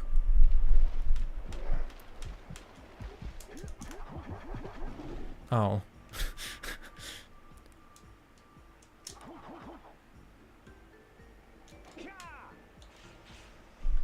It would have been... I know it's not really possible, but it would have been cool if like you went in the water and died instantly from getting frozen like in Crash Bandicoot or something. Eating my Captain Crunch cereal like it's Bachelor Chow. This is my life right now. That's so funny. Alright. Hey, solid ground. God, this is so fucking pretty. Like, damn.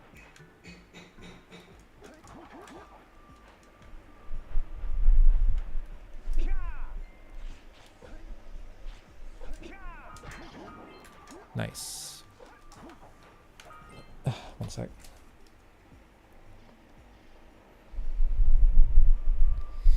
Pew, pew, pew, pew.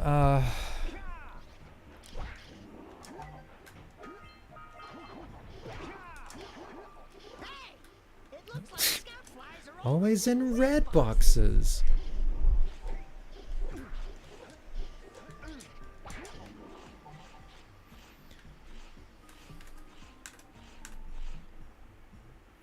Younger generations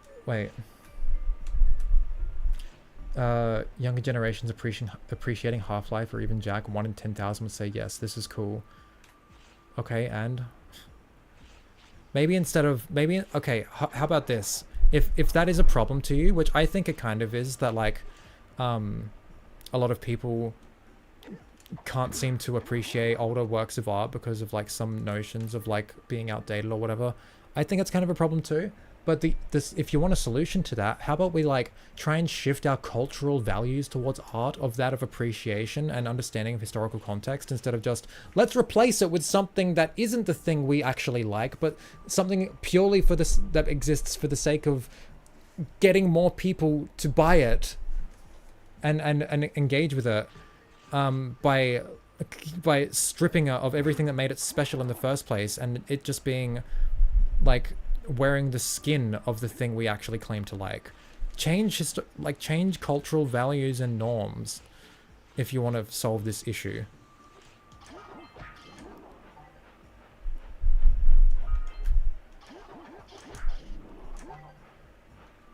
Too hard, Zeke, you know it? Well, okay, I guess you actually don't care then, if that's all you got to say about it.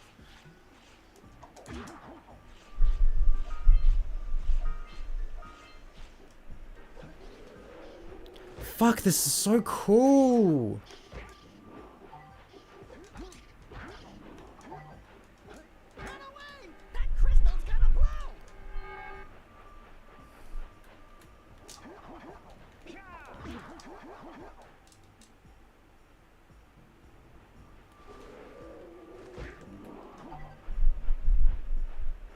This is going to be a recurring conversation topic, isn't it?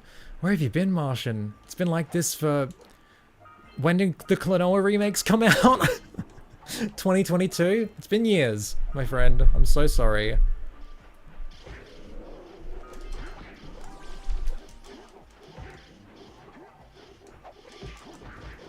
God, I love how the snow lurkers are only coming out of specific spots. That's kind of neat. Oh, bone lurker. Also, I read a comment that I didn't respond to before. It's crazy what people can do with simply rearranging the assets from this game. Yeah, it is, but also, this isn't just rearranging assets. Like, a lot of these custom levels do use, like, custom-made models for all the levels and stuff. But, like, the enemies and stuff, like, yeah, that's all the same from base game. Don't you put your dog's pill into the bacon so he can swallow it? I don't have a dog personally, but I wouldn't because I don't buy bacon. I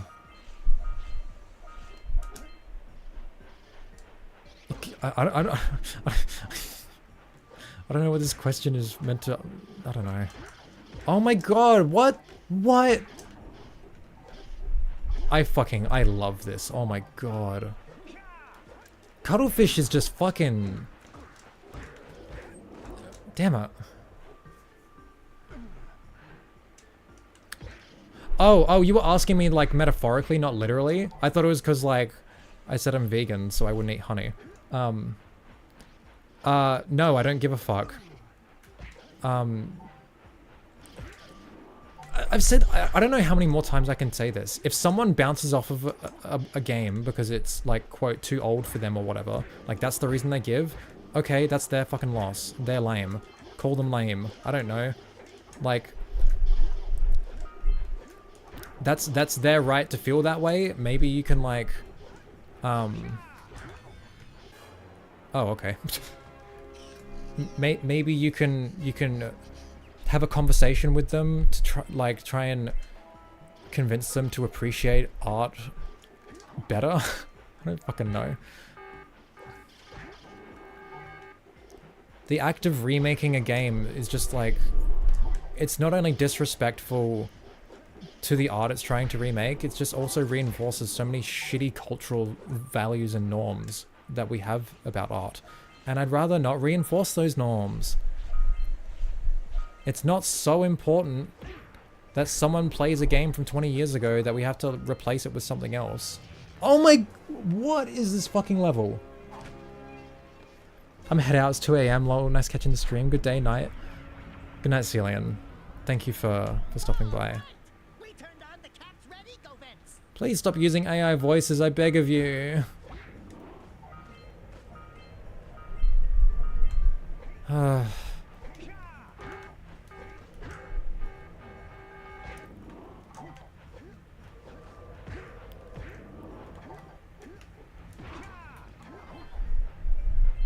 There we go. I don't think this playthrough is going to have many... playthrough of this level is going to have much in-depth thoughts. This is just my first impressions, but like when it comes to like the inner details, the finer details of the gameplay and stuff and the level design. Because I'm a bit lost right now. I don't know where I am. Okay, that's where I came. Wasn't the Red Eco Events audio cut from the game? Like, was that the cut audio? I hope it was. I don't know. It just sounded off to me. And there were no subtitles. Which, I guess makes like... I guess the no subtitles makes sense, actually. I don't know, I hope it's cut audio. Because that's how you do it. That's the cool... That's cool.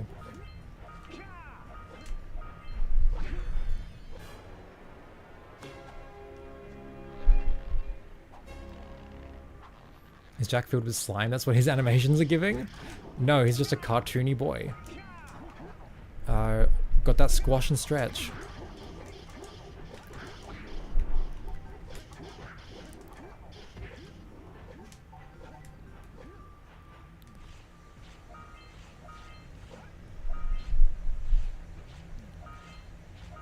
So fucking cool. Just check its car audio. Okay, I take back what I said. Sorry, I just assumed that like, oh, it's a new Daxter line. And yeah, I don't know. It's not that I assume, oh, a new line, it must be AI. It's just, I don't know, it did sound a bit off to me. And it's something I hadn't heard before. So. Plus, you know, it's not like we haven't seen that in a custom level before. I don't know how I feel about this. Like, part of me is like, oh, they shouldn't have done that, but I don't know.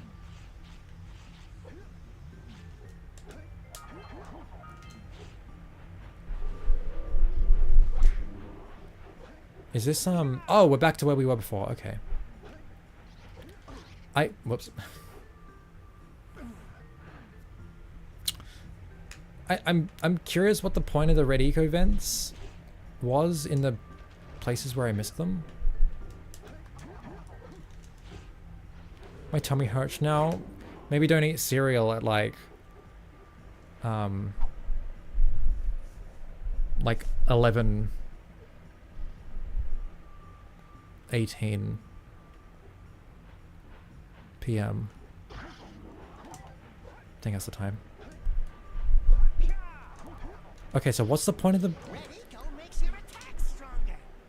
I guess the red eco just exists to make things easier. I guess that's fine. But I've already been in those places. Maybe it unlocks in other places I haven't been to yet. Okay, where am I going? That's the way.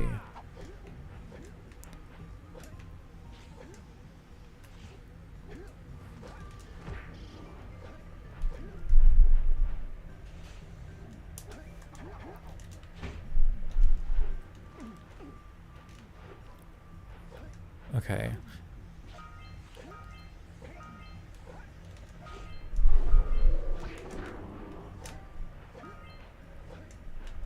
I'm gonna go this way first. God, this is fucking cool. Oh, oh, this is so cool. Oh my god. You know what? That's kind of neat, I guess. Like, I think having a vent of red eco is a bit makes this a bit like easy, but it's like you have to unlock it. So. Though I do wonder if like unlocking it's kind of trivial given the placement of the paths and stuff, but I can reassess that in a later playthrough. God, there's a fucking lot of them. Maybe the red eco is kind of necessary.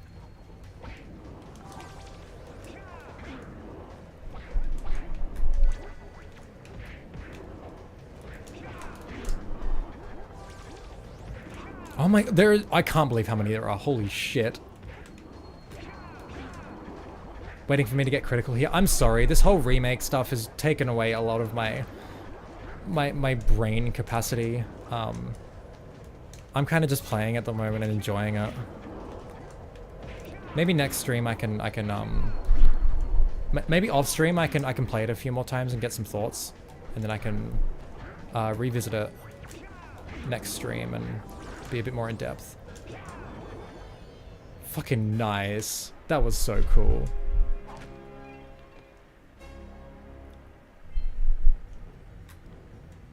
I think you can absolutely have remakes that respect, expand upon, and riff on original works, but they will never replace them. No. The way that remakes exist now, where like they just recreate a game as close and faithfully as possible. Like if that's the goal, then no, that's not possible whatsoever.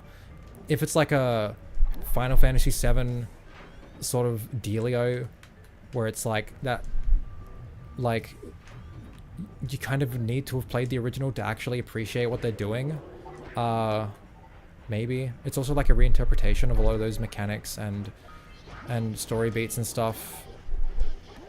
And also like, you know, the added shit that they did with the plot and stuff. I think that's, but that's like totally different, you know? This is accurate to my memories of the lurker ambush? Okay, well, it's not.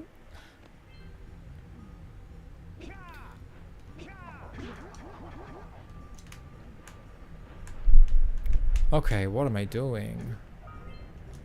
No! I like this. Where am I?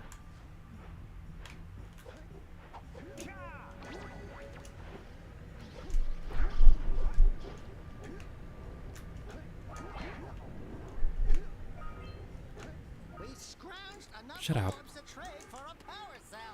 Let's get back and make the switch already. Dies instantly. I like this. Yeah.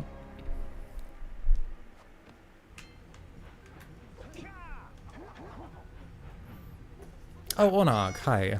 With the €7. I'm on vacation, so no R34 offer is active. That's fine. But I'd love to have this debate live, because to answer writing is slow and lame. You can ignore my... yeah, we can maybe do that sometime. Sure. Thank you, I appreciate that.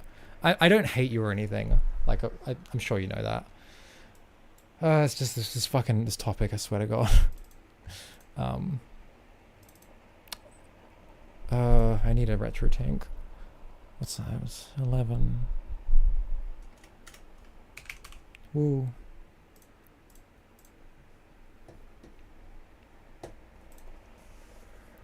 Should be an interesting debate. Maybe. I don't think it... Honestly, I'm gonna be saying the same things I'm saying here, I think.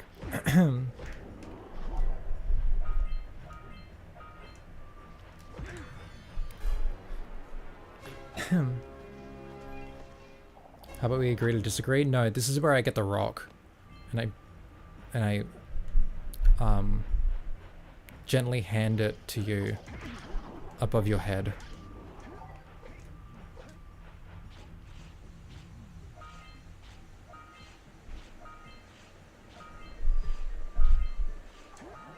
Nice. 101 is a weird number. I feel like that was deliberate though. God, this was fucking really cool. I really... 6.9 euros actually 1180. Yeah, YouTube tells me how much I make in a stream. That's how I knew.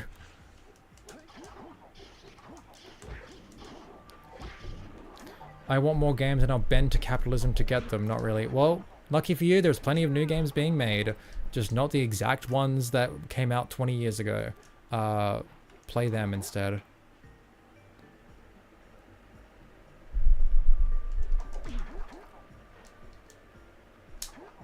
Yeah. Okay. Cool. Why did I go to Geyser? Shut up. Okay.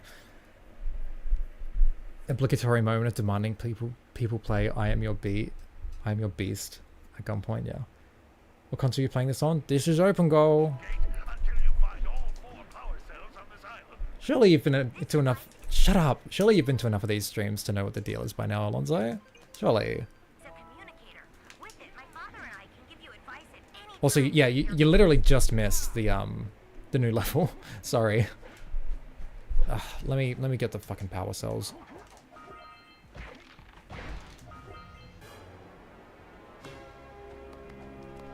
Yeah, I am a pirate, fully. I won't pirate indie games, though.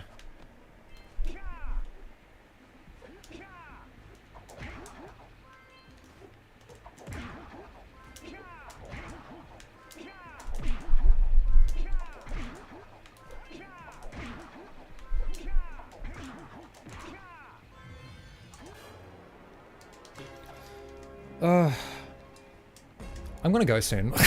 I don't really know what else I have to do or say today. Oh yeah, real quick. I do want to say, going forward, I'm not gonna stream at all unless I've made some progress on my script that I'm writing.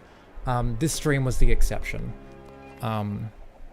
Because I only decided that recently and I was due for a stream anyway. And I wanted to go through my media thread, so I feel like I was doing something productive there. I'll clip that and upload it to my second channel at some point soon. So yeah, I'm not gonna stream until I'm not gonna stream until I make some progress on my script. It doesn't have to be anything massive, just enough where I feel like I'm not just coasting by doing streams, you know. I feel like I'm actually making progress. Yeah.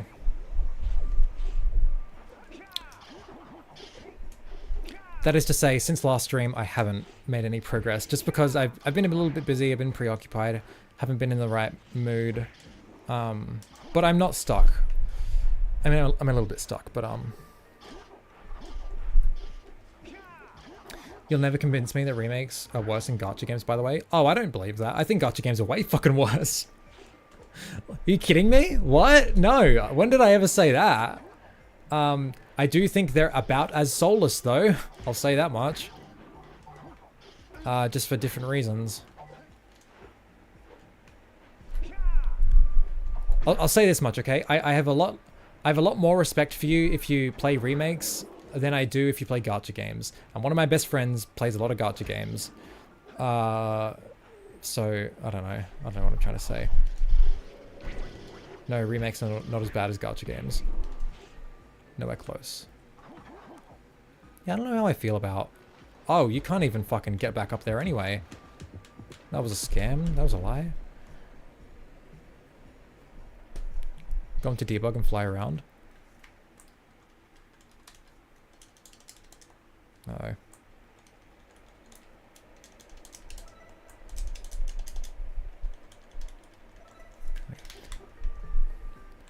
Yo, oh my, yeah, this level fucks. Like, oh my god.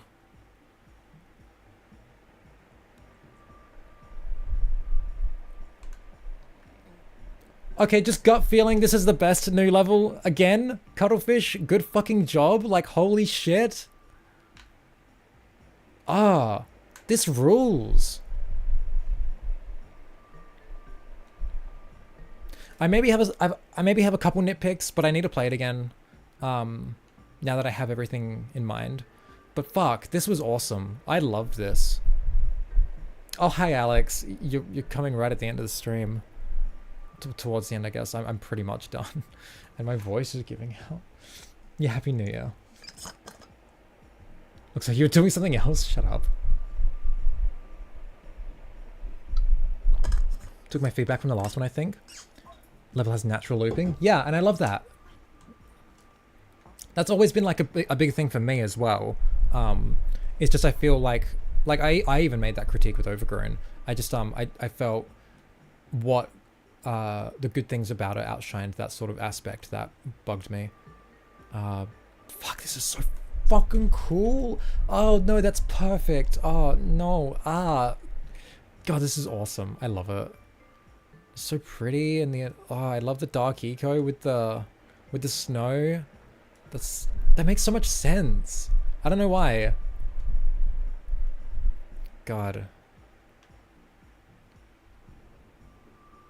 Next level must be his magnum opus.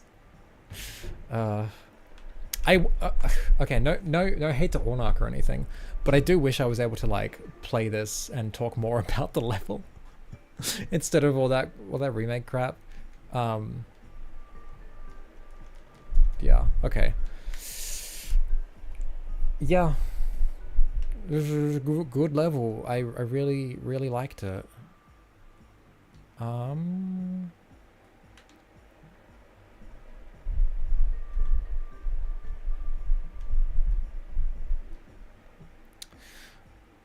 Okay, gut feeling. I'm gonna replay it, but I don't think this part here was really necessary. It branches off into these two, but like going that way and then around is the way I went, and that feels natural. But then going back through here, I mean, sorry, if you go this way first, and then take this path and go around, that feels like you're kind of wasting your time having to get back into this room a bit. I don't know, just gut feeling. It's probably not a big deal. It's probably nice just to have some sort of choice right at the start, I guess. I don't know. This shit's cool. I'm gonna go. No, I said all this stuff agreeing with Zeke while also being a huge fan of Black Mesa and RE 1, 2, and 3. I feel like RE 2 and 3 are different from a lot of other things I've been talking about, though I haven't played them myself, so I can't say for absolutely certain. There's something out in the distance. But you are a heretic for enjoying Black Mesa, I'm sorry. What is that? There was something out in the distance in Overgrown too.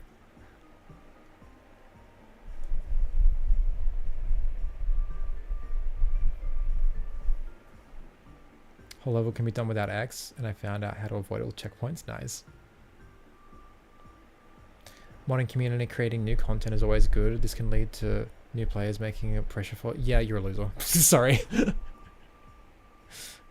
Again, if that's if that you're probably joking, I know, but like God, if that's like the first thing you think of when it's like, oh my God, look at this cool new fan content that's like really awesome and shows a lot of passion. This will for sure get us a new product. Ugh, what is this?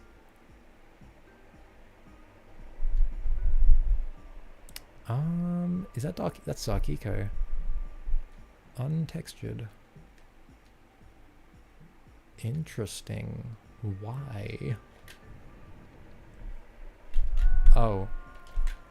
It's not actually, it's just the... Huh.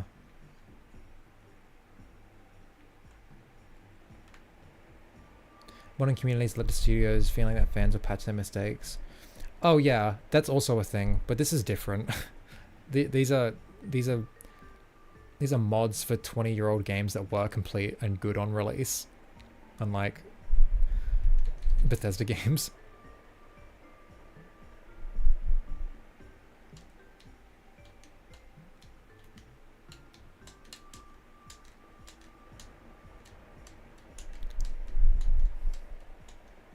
Thank God this isn't a Nintendo game. Real. Big trans flag background. Whoop, whoop. I mean, it was always there. I just I moved it down so it was more visible and was more space efficient. Me, man, I hate remakes. Are so soulless. Also me. Yo, Sky Oblivion 2045. Let's go. I think fan projects are an exception to a lot of this because I don't care anymore. I don't want to talk about this. I hate it. I hate you, all of you. Give me all your money. I hate you so much. Except Anna, because she's cool and nice. Blue's alright. Rest of you are on thin ice. This ice specifically, which is broken and right above where you fall into the lurker shark. No, not this one, because there's a platform there. You're on this thin ice where you fall and you can't get back up. Anyway. I'm gonna go now.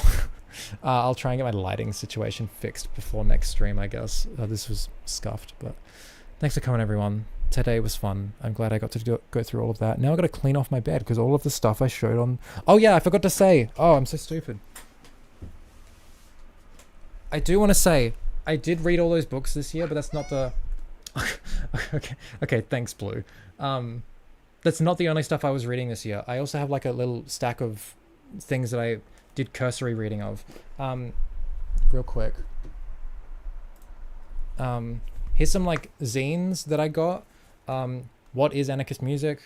Animal liberation and social revolution. Probably the best little essay I've read on the ethics and practicality and like what veganism really should be, as opposed to what it manifests itself as, which sucks. Sharia don't like it. Punk and religion in Indonesia. This was interesting. Bakunin brand vodka. Anarchism in early punk, 1976 to 1980. This was cool. Whoops. I read the first chunk of 100 Years War in Palestine. It's just a really difficult book to read because I'm bad at reading history, I guess. And there's a lot of words. So, but I read a chunk of this. I read a few essays from Emma Goldman's collection of anarchist essays. I read half of this Trade Unionism in Australia, like literally like half the fucking book, which is like when things were like not great, but things were getting better and workers were doing cool shit in this country. And then the rest of the book, which I stopped reading, is all depressing shit. And I kind of just, I'll get back to it at some point. But yeah, I did a lot more reading this year than just the books that I showed today. I just didn't finish some of those books. And yeah. You can go now, I guess. It's really fucking hot in here. I hate Australian summer. I love you all. I was joking about the thin ice thing, mostly. Bye.